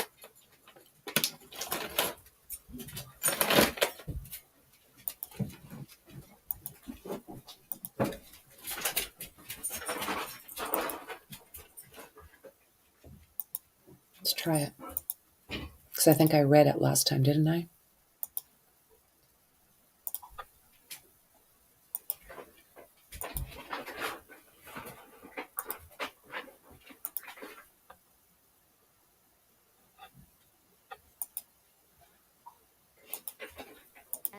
Family and community in Kiely's name. Though we gather together, grief and healing is such a personal and individual thing. Today we will honor Kiely in honoring each other and holding each other up as we grieve in our own ways. We'll laugh, dance, share stories, songs, and poetry, or maybe we'll cry in a corner or at the podium. It's all okay. We'll remember and we'll create new memories as we all learn how to move forward in a world where we miss her. We are so blessed to be able to miss her together and to walk together into tomorrow. The way that she has brought everyone together, even in death, is a legacy that I will cherish forever. I'm hearing stories about people wanting to be nicer to each other in her memory. Kiely's dear friend recently told her mom that before all of this happened, she thought the word community had no real meaning, that it didn't really exist. But after Kiely went missing, the way our community showed up in full force showed her that it in fact is so very real and so powerful. That kind of impact on our teens gives me hope, the demonstration of strength and togetherness, and the way that they have an army of supporters standing behind them will carry them far as they enter adulthood. We would like to thank everyone who has come together to support us in what we hope will be the most difficult time of our lives. There's no way that we'll be able to ever return the kindness, generosity, and compassion that has been extended to us over the... I think she's still being fairly stoic, but I think she's in a whole world of hurt. It's funny because Dylan Round's mother got attacked for being, well, not able to show her emotions in public or choosing not to. I do think that this family has some kind of inner peace due to, I mean, the photos I've looked at during, or even, the interviews. I think faith, whatever their faith is, it could be, I don't know, a Hindu god for all I know. But whatever it is that gives them that peace, they're gonna go through a rough time. There is absolutely no doubt. But they look like they're extremely well loved, and I wish them absolutely nothing but, like I said, love and light. The last month, but we will live the rest of our lives trying. And in that trying, Kiely will be with us, reminding us to be kind, laugh, and sing, and that sometimes it's even okay to cry. In closing, I want to thank our media friends for respecting our request to give us privacy while we celebrate my daughter today. Unfortunately, the social media frenzy has become such a monster that our teens are suffering, and we want to create a safe space for them to heal together without fear of something being taken out of context. To anyone who gains pleasure or satisfaction from commenting online, I ask you to take a moment to look inward and to try to recognize your motive. Remember the 3 gates that all words should flow through. Is it kind? Is it true? Is it helpful? I implore you to remember that there is honor in silence and there is kindness in minding your own business. You are talking about the death of my child, our community's child. It's time to let our children mourn their friend quietly, peacefully. I hope you can find other, more beautiful and helpful ways to spend your time and remember Kiely. Call your mom, take a walk, pick up a new hobby. Please know we got this. Let her rest.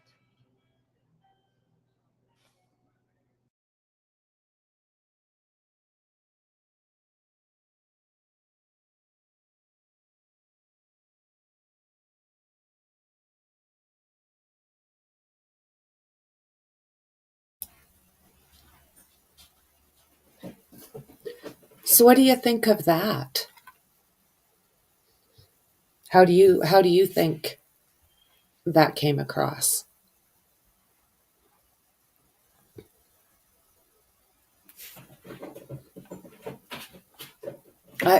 Personally, I'm just going to choose to think of that as their way of expressing themselves the best they can at this time. Statement in light of her memory. Yeah, that's nice. That's nice.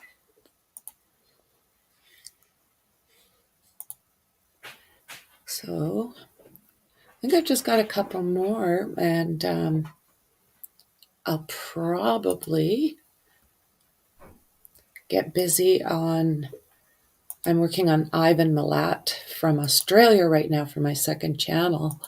And he's, you know what, some of these guys, I have to say, I truly enjoy working on the cases.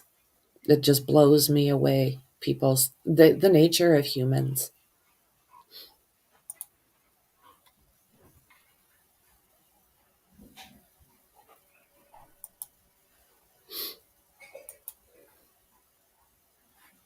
I always have this.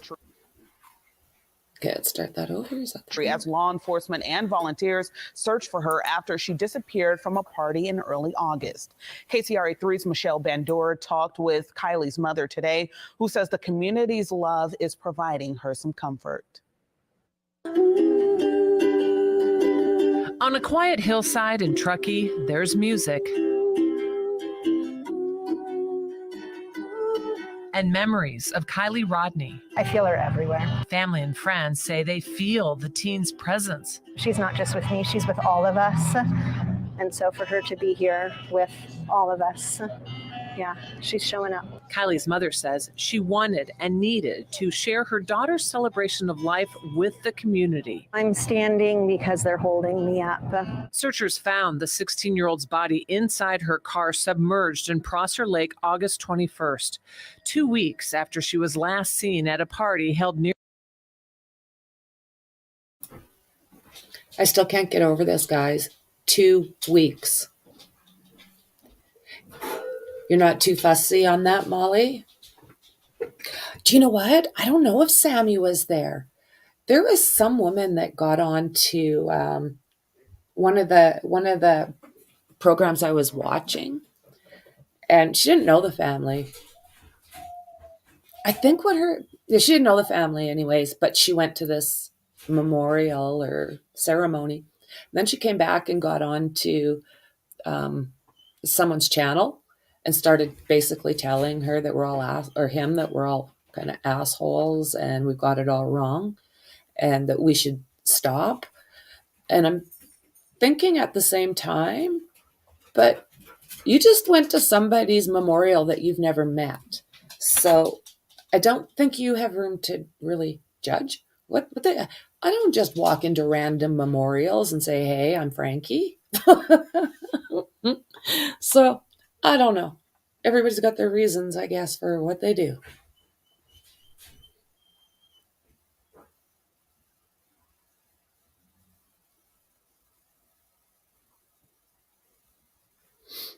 Nice. Ciao, buddy.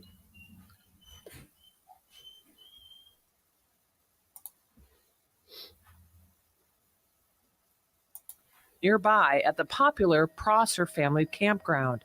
Kiely's mother says she is at peace, but doesn't call the celebration of life closure. There's no finish line. There's no, ending. So this mother keeps moving while she mourns and asks the community to pray by writing thoughtful notes on colorful prayer flags, now strung throughout the park. The wind comes and it just gathers the prayers and brings them up into the heavens. As family and friends remember how Kiely lived, investigators want to know how and why she died. Now, they haven't said whether her death was an accident or was suspicious. The Nevada County Sheriff's Office is waiting on toxicology. So, guys, accident or suspicious? At first I did. Accident was kind of where I was at. But now with some of the things that I'm seeing, reading, watching, I think everything's back on the table. And autopsy results, which should come back in a few weeks. And the California Highway Patrol is trying to figure out how her car ended up in the lake. In Truckee, Michelle Bandura, KCRA 3 News. Kiely's mother also had a message to people commenting about her daughter's death on social media. She asked people to do something kind in the name of Kiely and let her friends and family heal during this difficult time. So, yeah, there's that. And I think we did this. That might be done. And that's it. I think I think I've gone through everything. Unless you guys want to watch, unless you guys would like to watch Adventures with Purpose do their investigation on Kiely again.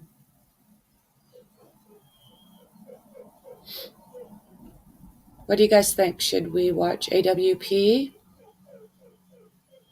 I'll put it out there for a while, and if you guys decide you're not, is yes to me? Okay.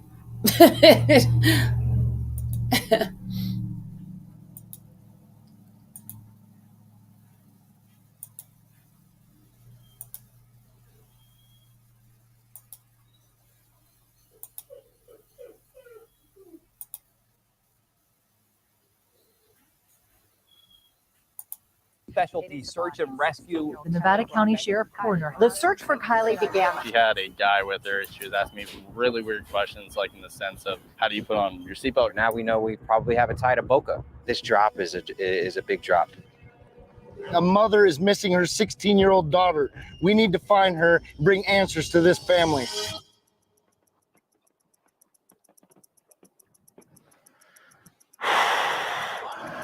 We need to go get suited up. Tonight, the weeks-long search for missing teenager Kiely Rodni ended just yards from where it began. Call the authorities.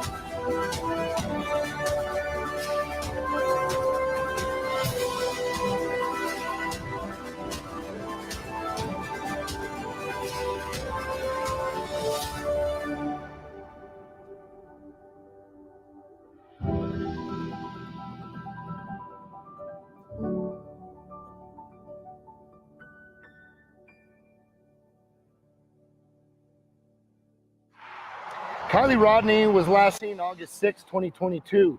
She was driving a silver 2013 Honda CR-V, license plate number 8, Yankee Uniform Romeo 127.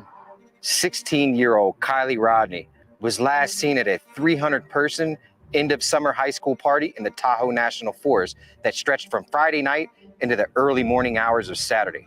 Authorities have conducted search efforts since then, including dive teams that entered Prosser Creek Reservoir on Wednesday, looking near the shoreline for signs of Rodni or her vehicle, but they found no clues to lead them to Rodni's whereabouts.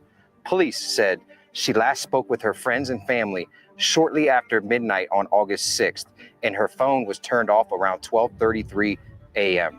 Law enforcement has expressed frustration at the lack of viable tips, and that few of the 200 to 300 people at the party are coming forward with information. So we just got out of Best Buy after picking up some supplies here in Reno, Nevada. We're on our way to work the Kiely Rodni case just down the street in Truckee, California. And Nick, a longtime supporter, fan of ours, appreciate you for coming up to us, possibly has some information in regards to the Kiely Rodni case. So why don't you explain a little bit about what you may have run into? So my name is Nick. I work at the Emergency Roadside Assistance Program. I got a call up in Truckee, Boca, for a battery call. So pretty much that means that the vehicle can't start. So I went en route up there, found the vehicle. At the time, I didn't realize that this was a situation until later on. But let me stop you right there. Yeah. You said you went to Boca. Yes, sir. So over near Boca Lake. So what do you guys think? Kiely or was not Kiely? I'll be curious to see what you guys think.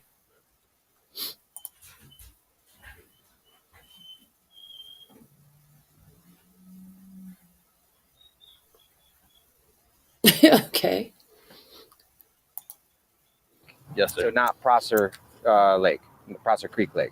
It's right by Crosser Creek. Yeah, so just north. So you went to Boca. At first, when I went there, I realized after my test that everything was working great on the vehicle. At that point in time, I did notice that she was very hesitant and very skeptical on everything that was going on. She was asking me really weird questions, in the sense of, how do you put on your seatbelt correctly? And okay. And then she asked me to show her on how to connect it to her actual belt. After that, she was stating on how she was there all night and she couldn't get her vehicle started due to the fact that now we both realized it was in neutral. She was wearing a sweatshirt, so it looked like she has been there for quite a while. What color was the sweatshirt? It was a gray sweatshirt. Gray sweatshirt. Was it dark gray or light gray? It was light gray. Okay. Yeah. Also, there was a guy there that was with her at time being. He was wearing a black San Francisco flat top ball cap facing forwards. Okay, guys, I have another question. Do you think it was Jagger that he's talking about, or someone totally different? Brown hair that's sticking out just a little bit on the sides. It was kind of they were both kind of at unease is what it looked like for me, as if either they had a crazy night or a crazy day, or there's something going on I couldn't know, and at the time I didn't realize what was going on. But other than that, he was a thinner built guy is the best way I could put it, with a bro tank, and it was a white bro tank. He had some freckles on his face, or maybe it was acne or whatnot, but it was on both sides of his face. He was also a little bit shorter than me, so I'm 6'3". In hindsight, you're realizing all of this. When do you think that this took place? Was it before, during the day, after she disappeared? To be honest with you, it's either right after she disappeared or right before she disappeared. Okay. But it was around noonish, 11 o'clock in the morning when I got out to her. During that period of time, after the period, I told her that I was going to leave and I hope you have a great day. Vehicle, I told her to keep it running for a couple of hours to obviously make sure everything's working good on the vehicle, charging system wise. At that point in time, then I left, and then a week later is when I saw at a coffee shop that she was gone. You saw this on a flyer or something? Yeah, but then everything spiraled out of control, and I got in contact with the detective and tried to do everything I could, and then I saw you guys. Now we know we probably have a tie to Boca, which was already on my radar. Do you know who placed the call to your roadside company? So I can't get details. Calls don't go through me; they go through dispatch. So you don't have.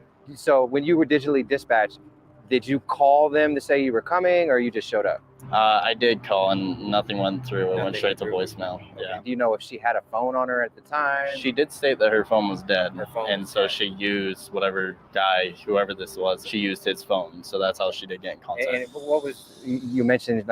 She was asking funny questions and acting weird. Granted, I at the time I didn't realize again that. Yeah. I mean, I've been in the towing industry my whole life, so you see a lot of crazy stuff, a lot of weird stuff, and it's actually pretty normal. So I can see why at the time it's just a normal call. She kept on going over that, how do you secure your seatbelt firmly and do it correctly, and that's when she was asking this.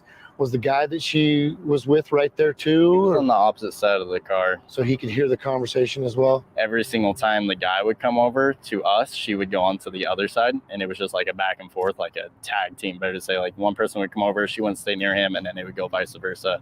Or if we were at the front of the car going about the battery and talking about the battery, he was always on one side, she was on another. They were never close to each other. She was uncomfortable. Yeah. Because, that screams awkwardness and someone being uncomfortable, and when in that scenario, if he was there with her, he should have been right next to her, if not dealing with you the entire time, and not her. Did she seem high or intoxicated, or? I thought that maybe she was either hungover or just had a really rough day. She looked distressed. Can you show me on the map where you saw her? Absolutely. All right, so we're here in Reno. Let's go down to Truckee. There's Prosser, there's Boca. Just drop a pin on the road exactly where you saw her. Well, we're at the right place, right? Boca, you come in, you follow this road down. I think that is the turnout right there. Yeah, this is it. And so right there, how she's coming out this way So and out of her front end was facing 894. Yeah. All right. And did you leave before her? Or did she leave before you? I left before her. Was there anybody else around? There was people far back here, yes, but not near her, no. Did you notice anything in particular in her car at all? I mean, besides perfume bottles and yeah, actually there was a perfume bottle that was in the center console, and that was all that I recall, to be honest. Did she have anything on her keys at all? I don't remember. Did you say that you guys have cameras that could possibly get some sort of facial recognition on? Yeah, so we do indeed. We have cameras facing front and rear of our vehicles, as well as we do have audio, so we could pick up audio from inside and outside of the truck. So we did have that, and I'm guaranteed, I mean, my vehicle is facing directly towards hers, so, and that's how I normally do it for my protection. What's the window you're giving us of when this happened?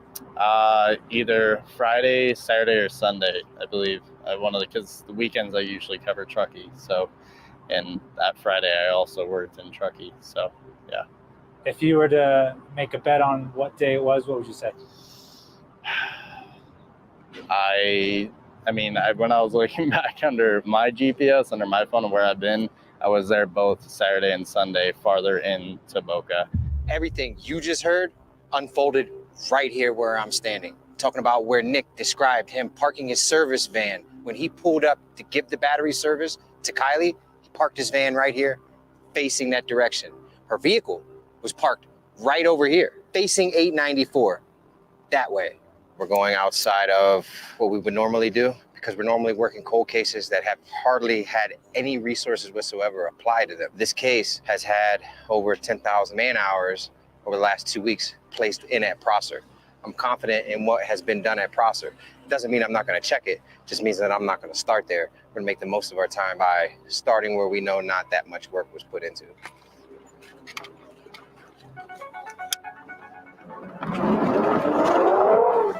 I'm a firm believer in second chances. However, some things don't deserve forgiveness. Maliciousness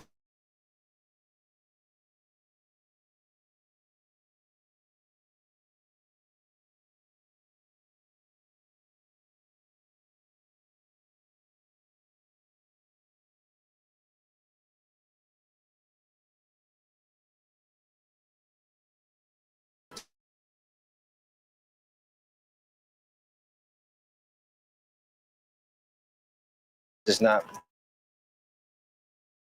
That a new group of volunteers are coming from out of state to help find her.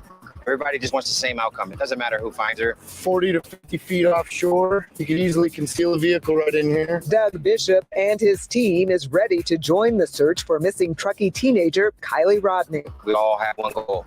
We all just want to find Kiely. I've just located in the corner of this cove here a target that I cannot identify. We're also talking about a vehicle that is not going to come up the way a vehicle would if it had been under here for 10 years. Based on the height, it's not anything. However, I just want to make sure. The reason that this is suspicious is because you could dump a car down that hill back here in this corner, in this little cove, and no one will see it. The team Do you need me to backtrack a little bit, Molly? It's pretty astronomical. Our biggest problem is where do we go and how do we keep sustaining this? They just want help. They don't care how it gets done. They just want it done.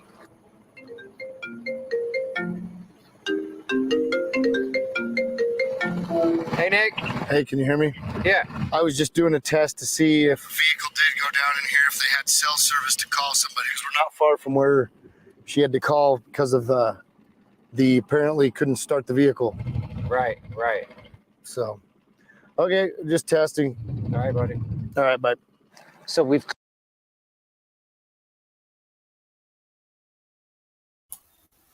Sorry, I had to pause that for a second. You guys are talking about all sorts of interesting stuff over here. Isn't there something like 3 Nicks now? Or no, 3 Nates and 2 Nicks. And I think that Sam dated oh my God, these Nicks and Knacks and oh my God. Okay. I think Sammy dated one of the Nates.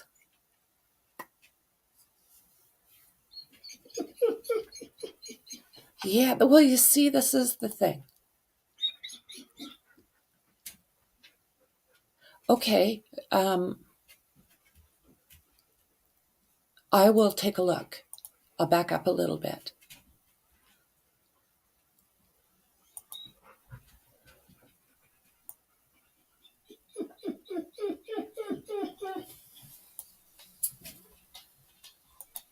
Is ready to join the search for missing Truckee teenager Kiely Rodni. We all have one goal. We all just want to find Kiely. I've just located in the corner of this cove here a target that I cannot identify. We're also talking about a vehicle that is not going to come up the way a vehicle. I have heard that Sammy dated a guy, Nate.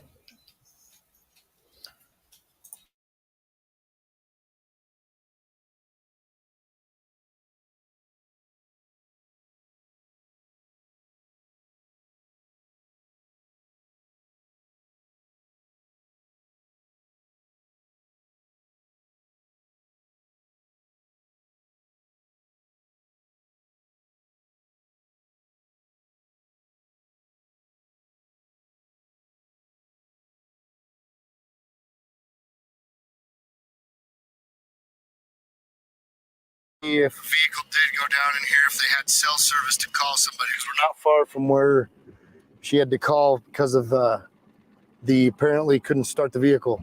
Right. So, okay, just testing. All right, buddy. All right, bye. So we've cleared the area behind the campground that was just behind where Nick serviced her car, allegedly, the day after she went missing. And we're now coming up along 894 as it heads north up towards Stampede Reservoir. There's a guardrail right there. However, if a vehicle went off this, you would have evidence of it. Unfortunately, we didn't find anything, but at least we can say we cleared it, and she's not in this lake, or at least her vehicle isn't.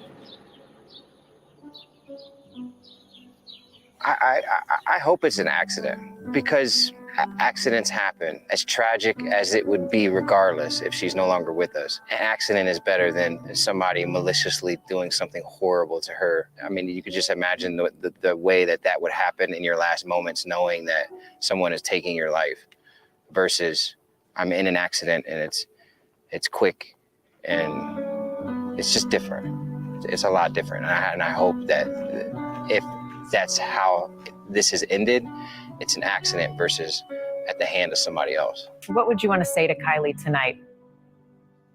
I love her so much. So many people love you.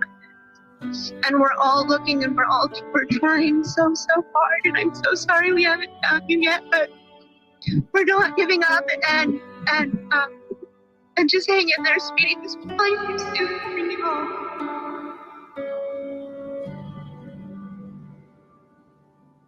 Intensifying search for a missing 16-year-old California girl who vanished after a campground party. Police are treating this as a possible abduction. Investigators believe someone knows something. They're asking anyone with information to come forward. When you miss a loved one or a friend or a community member and you don't know, that's a nightmare. But I don't want to find her. I want to be able to clear all this water and be able to tell the family, she's not here. She's not here. This part is totally heartbreaking. I'm just curious, has everyone watched this more than once? I know I sure have. Clearly says that was Kiely's boyfriend that came from Idaho.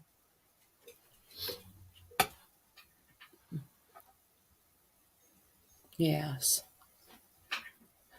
Talking about the one she talked about on her interview, when she was talking about Kiely, she clearly stated that he came all the way from Idaho the next day.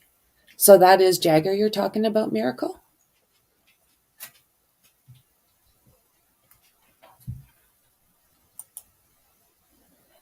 Well, hey, isn't that the greatest question, right?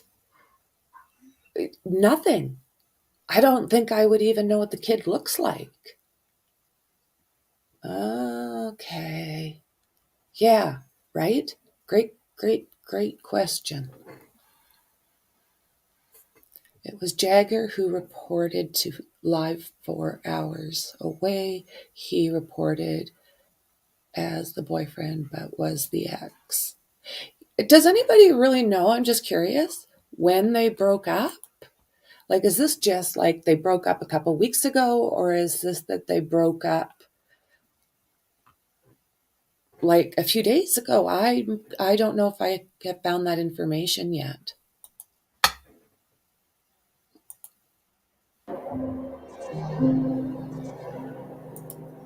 That was, I think, the area of interest, but it looks like there's no way you could get the vehicle in there. So we're here at one of the ponds behind the shopping center, and as we can tell, there's not hardly any access whatsoever for a vehicle, plus it is extremely shallow.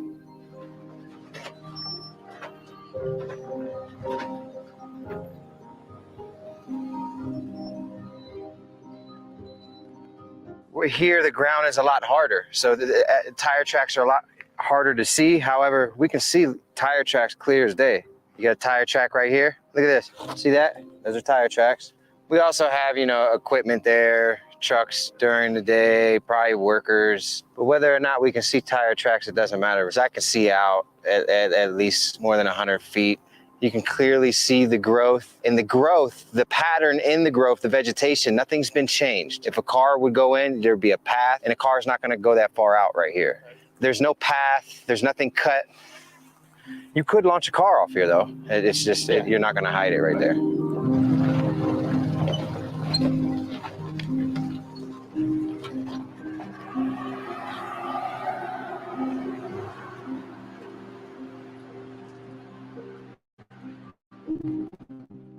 Saturday, August 20th, we're at Donner Lake, Truckee, California. We can see a lot of visibility. I can see the bottom. I still can see the bottom. Wow. No, we can't see it on drone. So right here where it stops, it drops off significantly. So if it were to come in here, if it's going to make it, this drop is a big drop. So it's going to keep, if it went in here, it's going to keep going. We're not going to be able to see it. Although the team could not say specifically what brought them out here to Donner Lake, they are concentrating on the boat launch and the area surrounding it.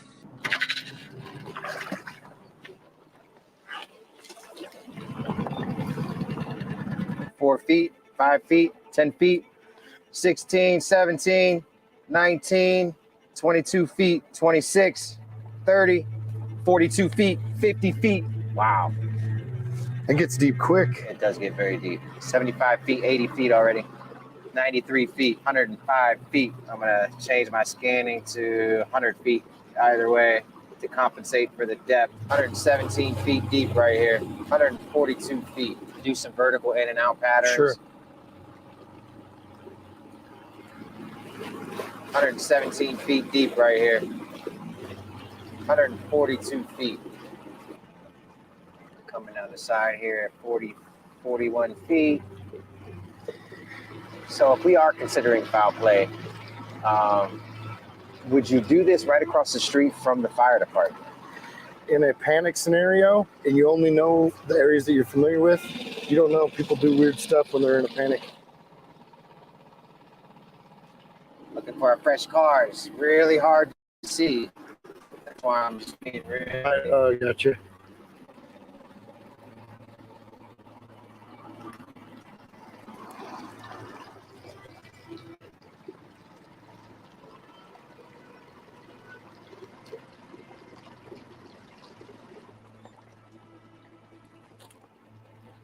What is that?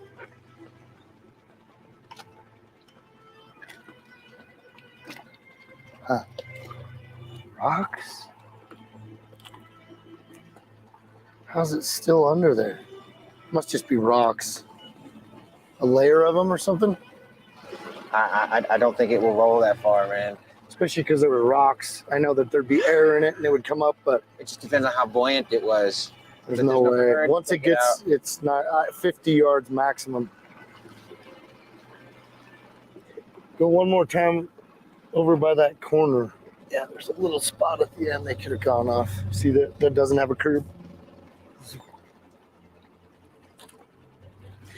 If you look over here, you can see there's no guardrail or anything on this road. So we're just gonna scan the whole lake right here, make sure it's clear, because a vehicle could easily, whether it's accident or on purpose, go off the road into the lake. It drops off pretty steep. We're at 31 feet out here. So that's why we're gonna clear it.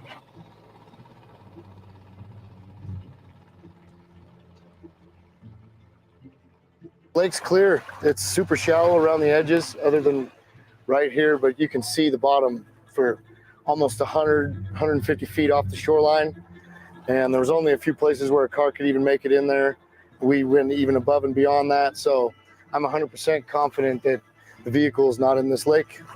We have now cleared 5 miles of shoreline on all 3 boat ramps here on Donner Lake. And you know, we still have questions and not a ton of answers. So maybe one of you, I know somebody out there has answers. If you or somebody you know thinks you might know something that happened that day or that night, you need to come forward. You need to step up, call the authorities, talk to somebody, and get the information out there. There's a 16-year-old daughter missing. A mother is missing her 16-year-old daughter. We need to find her and bring answers to this family.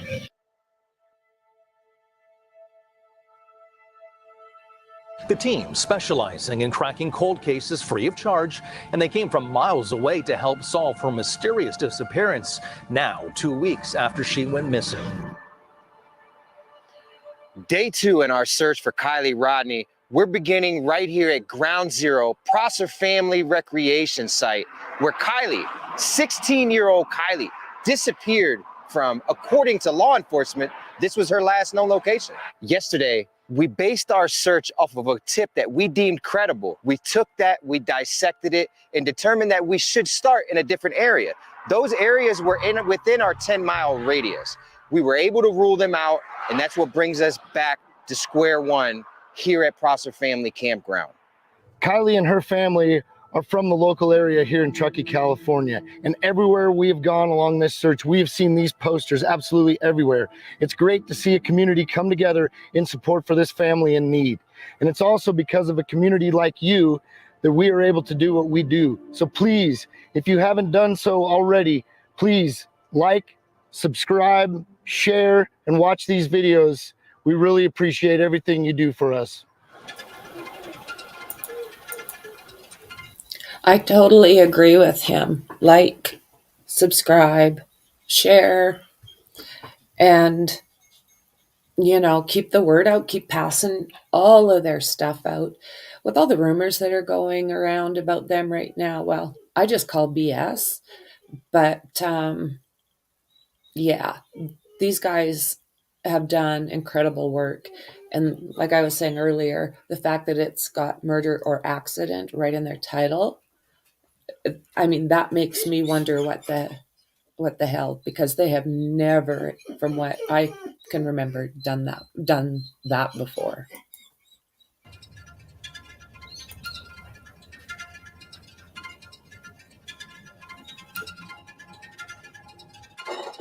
Yeah, thank you so much. Of course, a lot of questions, as you did mention there, and a big one is this dive team was able to find her. They went out there this weekend, found her pretty quickly, while investigators searched that area and haven't found her. Have they responded to say, I guess, why that is? Pushes out.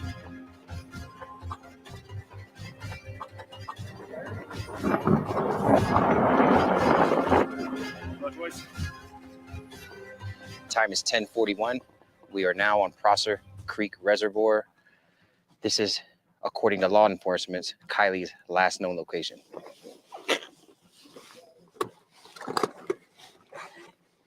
So we're looking for a silver vehicle. Her Honda CR-V is silver in color. Helicopters have stated that they could see the bottom of this reservoir. We've had multiple different extreme levels of sonar utilized by different sonar teams in this reservoir. I'm confident in what they've done. However, and not to sound cocky, but if we haven't searched it, it hasn't been searched. That's our motto, so that we stay efficient and protect the integrity of everything we do as we're working for families and law enforcement. So I'm theorizing that The bottom of this reservoir is a similar color to silver. Could it have not been seen? Absolutely. Could the car be in here? According to law enforcement, like I said, we are at her last known location. They said her cell phone stopped pinging right here at 12:33 a.m. on August 6th. Today, we're going to be putting myself and Nick 2 boats in. For one, it's going to be great training for Nick. As you guys know, we're training Nick to be a team lead for our second team. So not only is 2 boats better than 1, but we're also utilizing my ability to put Nick out in front of me so I can see what he's seeing, see what he misses, see if he catches anything and so forth. Great training opportunity. And speaking with the Placer County Sheriff's Department, they did advise me that it got down to about 55 feet deep. And right now we are at 45 feet, reading on live scope. Real consistent 45 feet here. This just got sent to me. I cannot name who did, but it says, the Truckee Facebook missing persons groups are on fire with speculation about what happened to Kiely. Thing is that some of it may not be speculation. It may be what happened. The party, 200 plus, fact is there was a lot of drinking and drugging. Reported fights, some disturbing behavior between Kiely and a girl named minutes before the party suddenly breaking up. And then cars started flying out of the parking lot. Something bad happened and all the kids' parents told them not to get involved. You may want to keep in mind that there is a possibility of what happened to Kiely could be more sinister, and there was a panic. I knew, I feel the same way.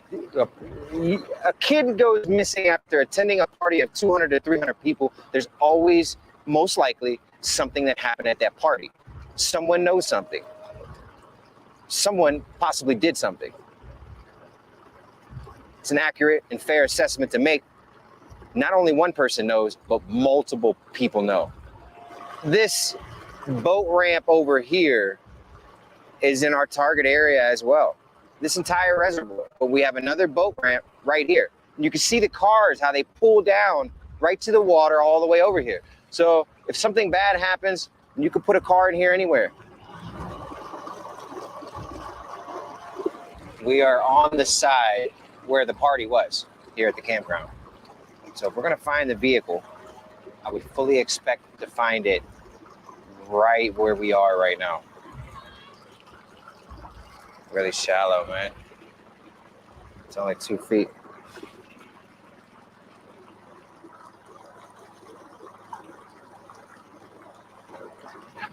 Hey, does this lake get pretty dry at the end of the summer?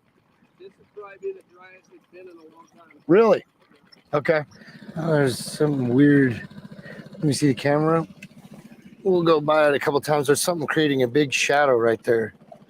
So we're gonna go. It's right off this point. If they scanned it, how would they miss that? So I'm assuming it's nothing because they did have dive teams, but I don't want to be the guy that just says, "Oh, it's nothing," because it doesn't look like a car. Hey, Doug, Devin over here. We may have something. It's hard to tell. Live scope doesn't work, so it's hard to verify, but we're definitely getting a solid cast shadow. Where are you at? It's to, I sent the coordinates to Carson, but we're on is this the eastern part of the shore? I know. We're by the other boat ramp, not the one that you guys went towards, but the one at the top of the lake. So we're gonna head over here to the other side of the reservoir where there are lots of drive lanes down to the water's edge where people have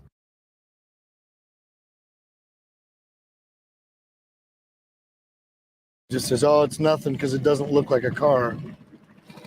Hey, Doug, Devin over here. We may have something. It's hard to tell. Live scope doesn't work, so it's hard to verify, but we're definitely getting a solid cast shadow. Where are you at? It's to, I sent the coordinates to Carson, but we're on is this the eastern part of the shore? I know. We're by the other boat ramp, not the one that you guys went towards, but the one at the top of the lake. So we're gonna head over here to the other side of the reservoir where there are lots of drive lanes. So isn't that something? They spent a couple of days looking in the wrong direction. And they came out here and it was 35 minutes. Like, oh my goodness. And she was literally right there and her phone pinged from something like right here. Look at that. Like it's, oh my God, is it sketchy? It's down to the water's edge where people have cookouts, get-togethers, parties, family gatherings. This is a prime location where Kiely's vehicle could have made it into the reservoir.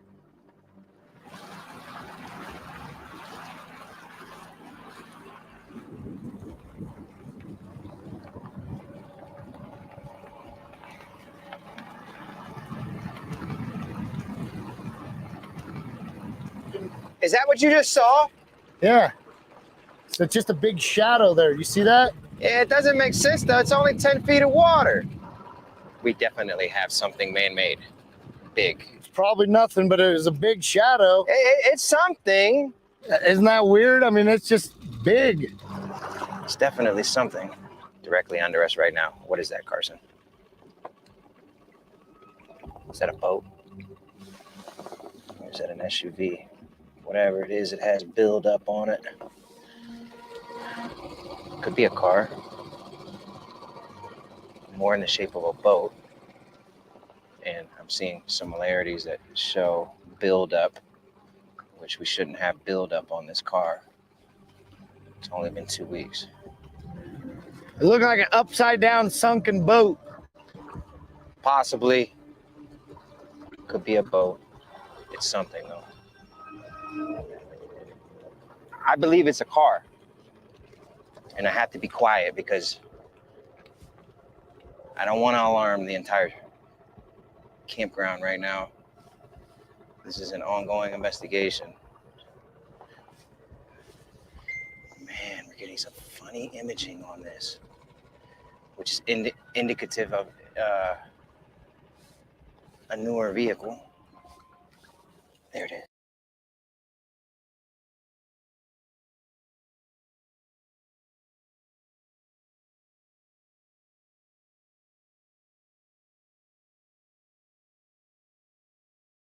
See that? What is that? That's a wheel. See the wheel?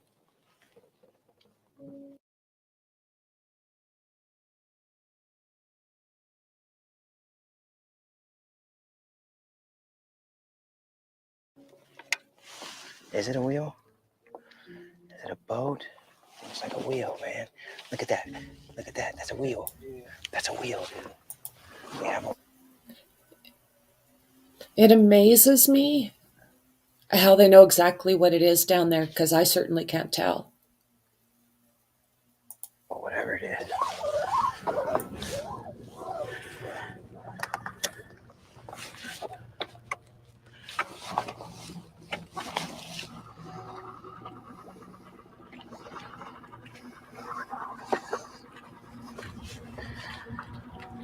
Got it. Got it.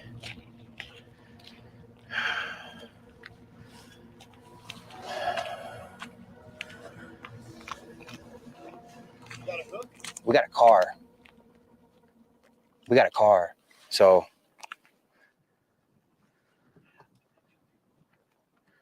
trying to pull myself directly over it.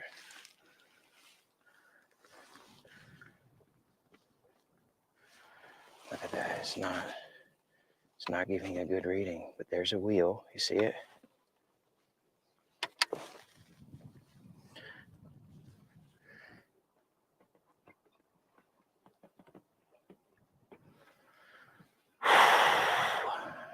We need to go get suited up. We need to figure out how to get our RV over here.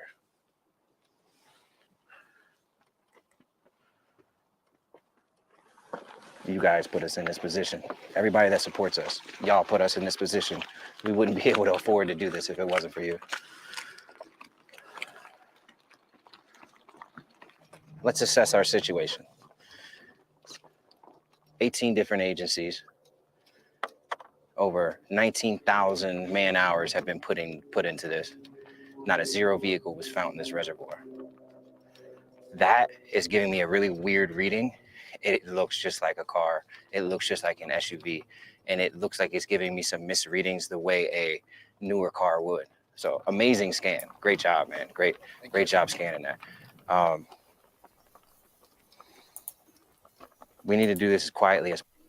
Isn't it amazing, like I said, how they're so good at this, they see it so often that they can tell what the tiniest thing is on their screen. Yeah, every time I see this, it's almost like I see something different, learn something new. It's possible. You were able to get a magnet on. Oh yeah, and it's slipping. It's slipping on some of the vehicle the way a newer car would. And actually, it's not getting a. It's smooth. I can tell that it's smooth. Is it a boat? It absolutely could be a boat, but I doubt it, man. Most boats are. Yeah. Right. No one at camp can know what we're doing.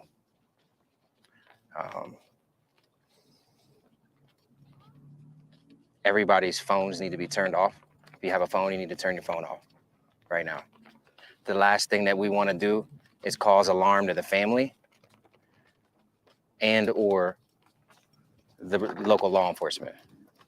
If this is a car and it's not the car we're looking for, I want to be able to do that peacefully.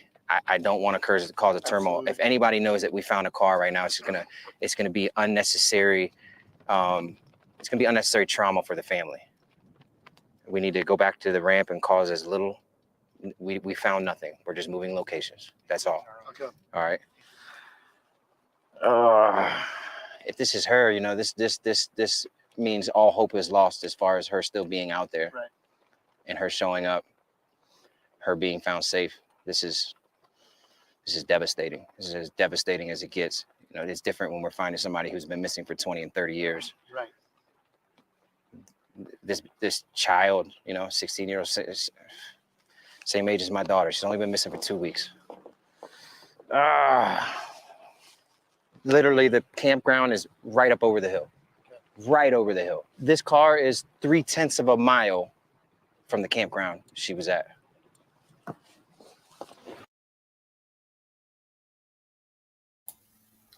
So what is that? No, none of this adds up. Look at how close her vehicle was. And they say that they put all those man hours, they used drones, they used boats, they used divers, they used planes, they used what the hell? I mean, literally she was right there. I don't know. It's obviously not an accident of any kind because, like you said, Kate, none of it adds up.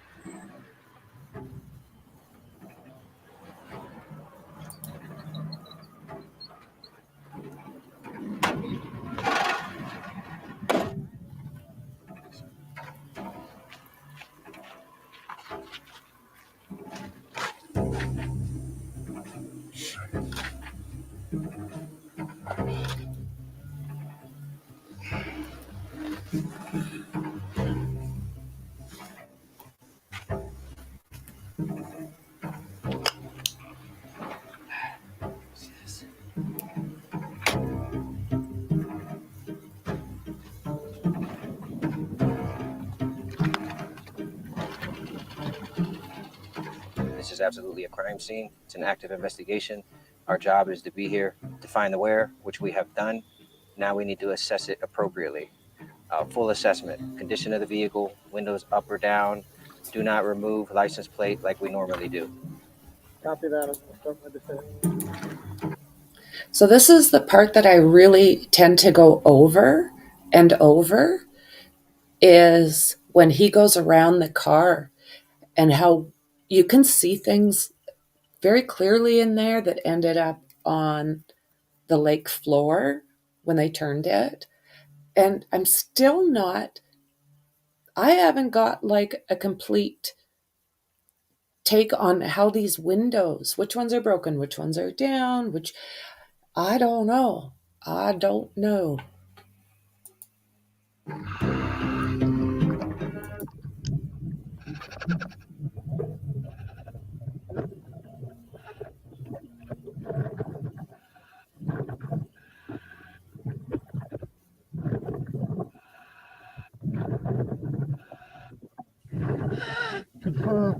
Confirm.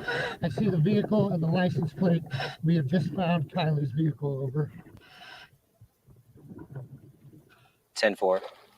Do a full assessment, methodically, slowly. Make sure you focus on footage of the vehicle so that we can accurately relay that to the authorities. The vehicle is upside down. I repeat, it is upside down. I'm at the rear of the vehicle now, working my way around towards the driver's side. Over. 10-4. I read you loud and clear. I'm approaching the driver's side window, trying to get a look inside.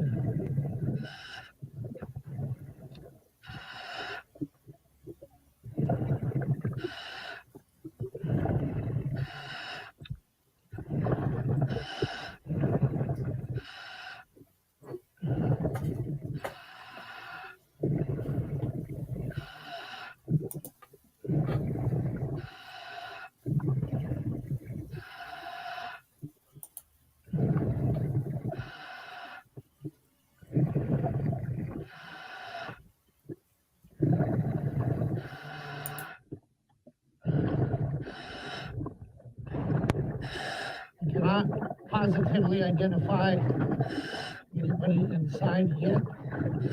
I'm looking in the back now.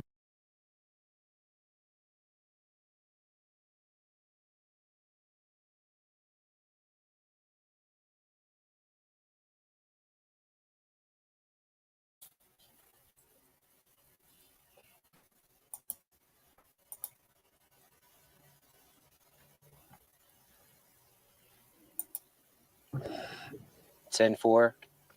Take your time. Be safe.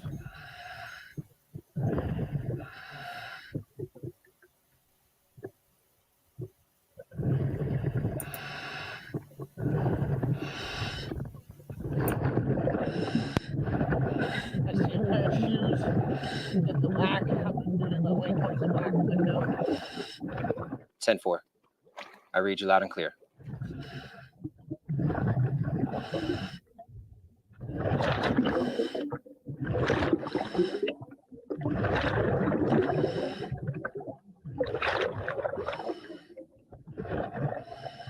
I just confirm there are human remains in the vehicle. Over.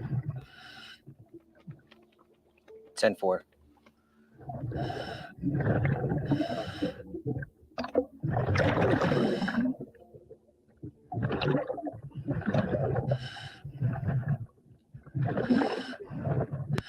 The passenger window is broken out, it appears.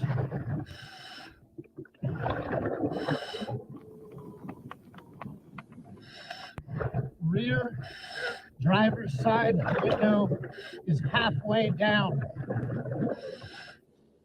Copy that. Rear driver's side window is down. Line the line and return top side.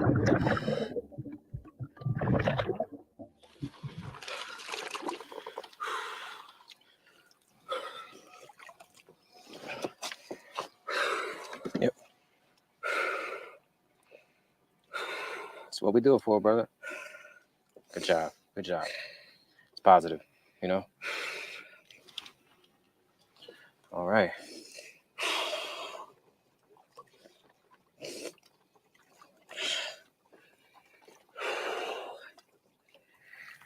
She's in the back of the vehicle. Okay.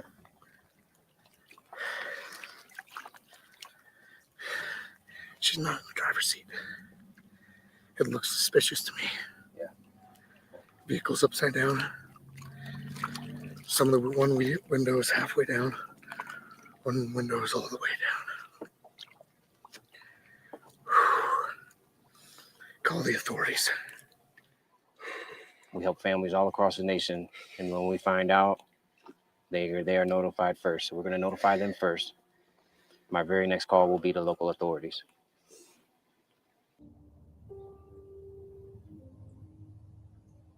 Right there with the red thing? Yes, sir. How in the could they have missed it? That's impossible. And in our investigation coming into this, this is just what we do. We find vehicles underwater. We specialize in it.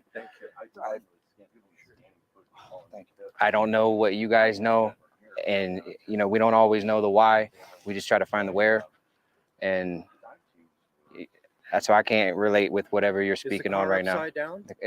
The car is upside down, but that's common when a car goes into water because the wheels make it buoyant. And the windows are closed, probably. All of the windows except for one. Yes. One's halfway down. Which one? One's all the way down. So Nick is my diver. Which window's up or down? The what was it? Driver rear. Driver rear was down, and the passenger rear was halfway. Is she seatbelted in? No. Is she in the driver's seat? No. She's not. No. She's Is she in the back? She's in the back. Yes. I would recommend. It's your daughter. This your daughter, dude. Do what you want to do. I would recommend this is not a part of that. Yeah. It's going to be my last memory. I'm Doug. Who are you with? Who are you with? Detective with Nevada County. So okay. I want to be able to confirm everything that. Yeah, behind me, the buoy under. We see the buoy behind me. 14 feet under the buoy is her vehicle. My diver was able to identify there are remains in the back.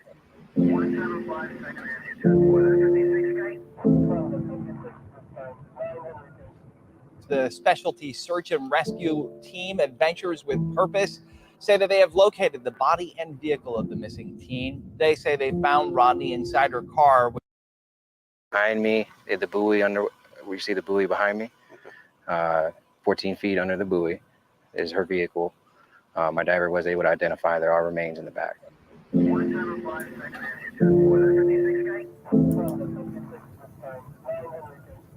The specialty search.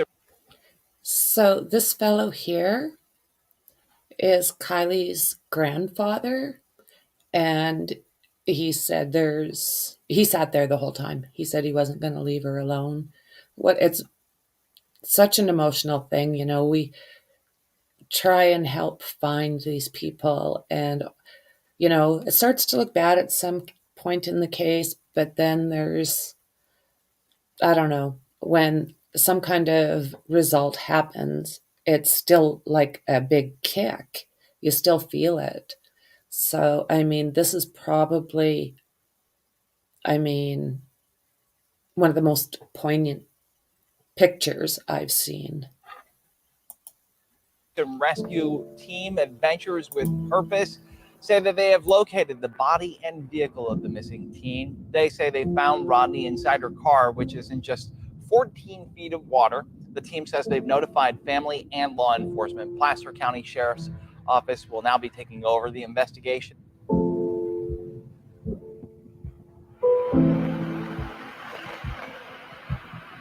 She was last seen around midnight at a high school graduation party with more than 100 people. Kiely had texted her mother that night, telling her she would be leaving the party in about 45 minutes, and her mom texted her to be safe and told her she loved her. She said her daughter texted, "Okay, Mom, I love you too." Kiely's silver Honda SUV had never been found until reportedly today.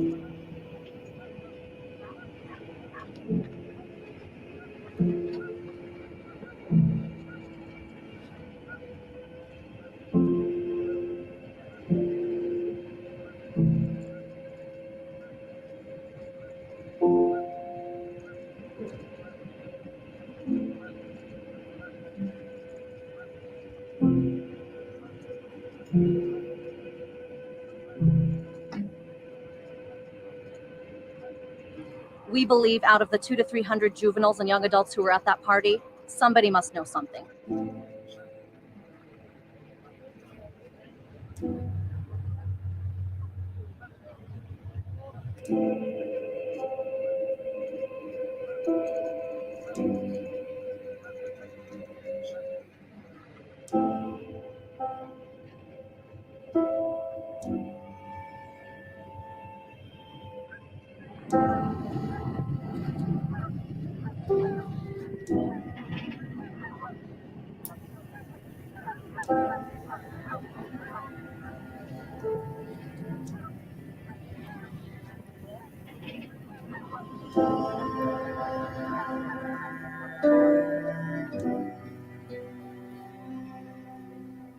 This just into our newsroom. The Nevada County Sheriff Coroner has confirmed the body found in the car that was pulled from Prosser Lake over the weekend is that of missing Truckee teen Kiely Rodni. She just graduated high school at 16 with high honors. She's so intelligent and beautiful and just such a kind and wonderful person.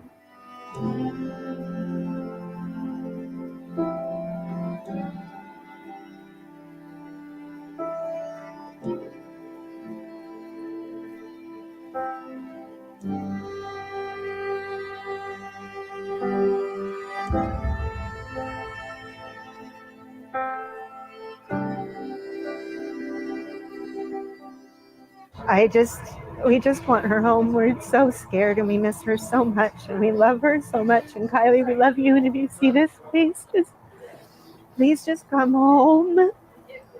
I want nothing more than to hug you.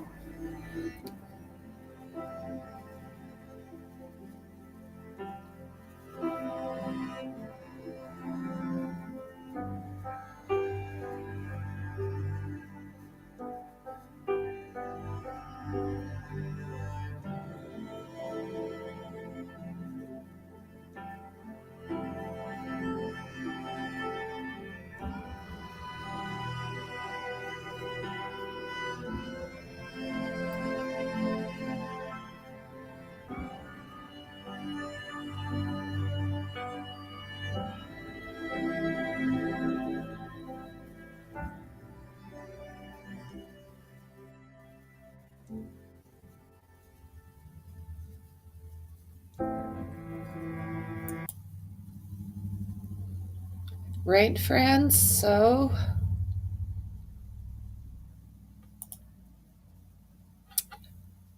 sad each and every time I look at it. It's like, oh, there are a few things that I want to kind of get a closer look at. Some people are saying that, yeah, when they flipped the vehicle, that Kiely came out of the vehicle. And there is a clip in there where there's a diver carrying something to, it looks like the coroner. This is not for sure. This is speculation, but there is a part in there.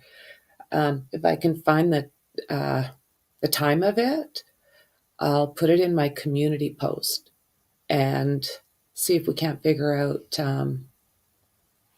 what that was. Let's hope it wasn't, but it's one of those many questions that this case has left us with. So guys, I am going to jump off. Thank you very much for staying with me. You're so awesome, each and every one of you. I do appreciate it. But yeah, 2.5 hours. And I think my husband's out there doing yard work all on his own. So I'm going to try and go do some of that. So I hope you all have a great day. I might pop up later again. We'll see what happens, how the day goes. So enjoy your day. I appreciate you tons. And I will see you guys in the next one. Bye for now. Bye.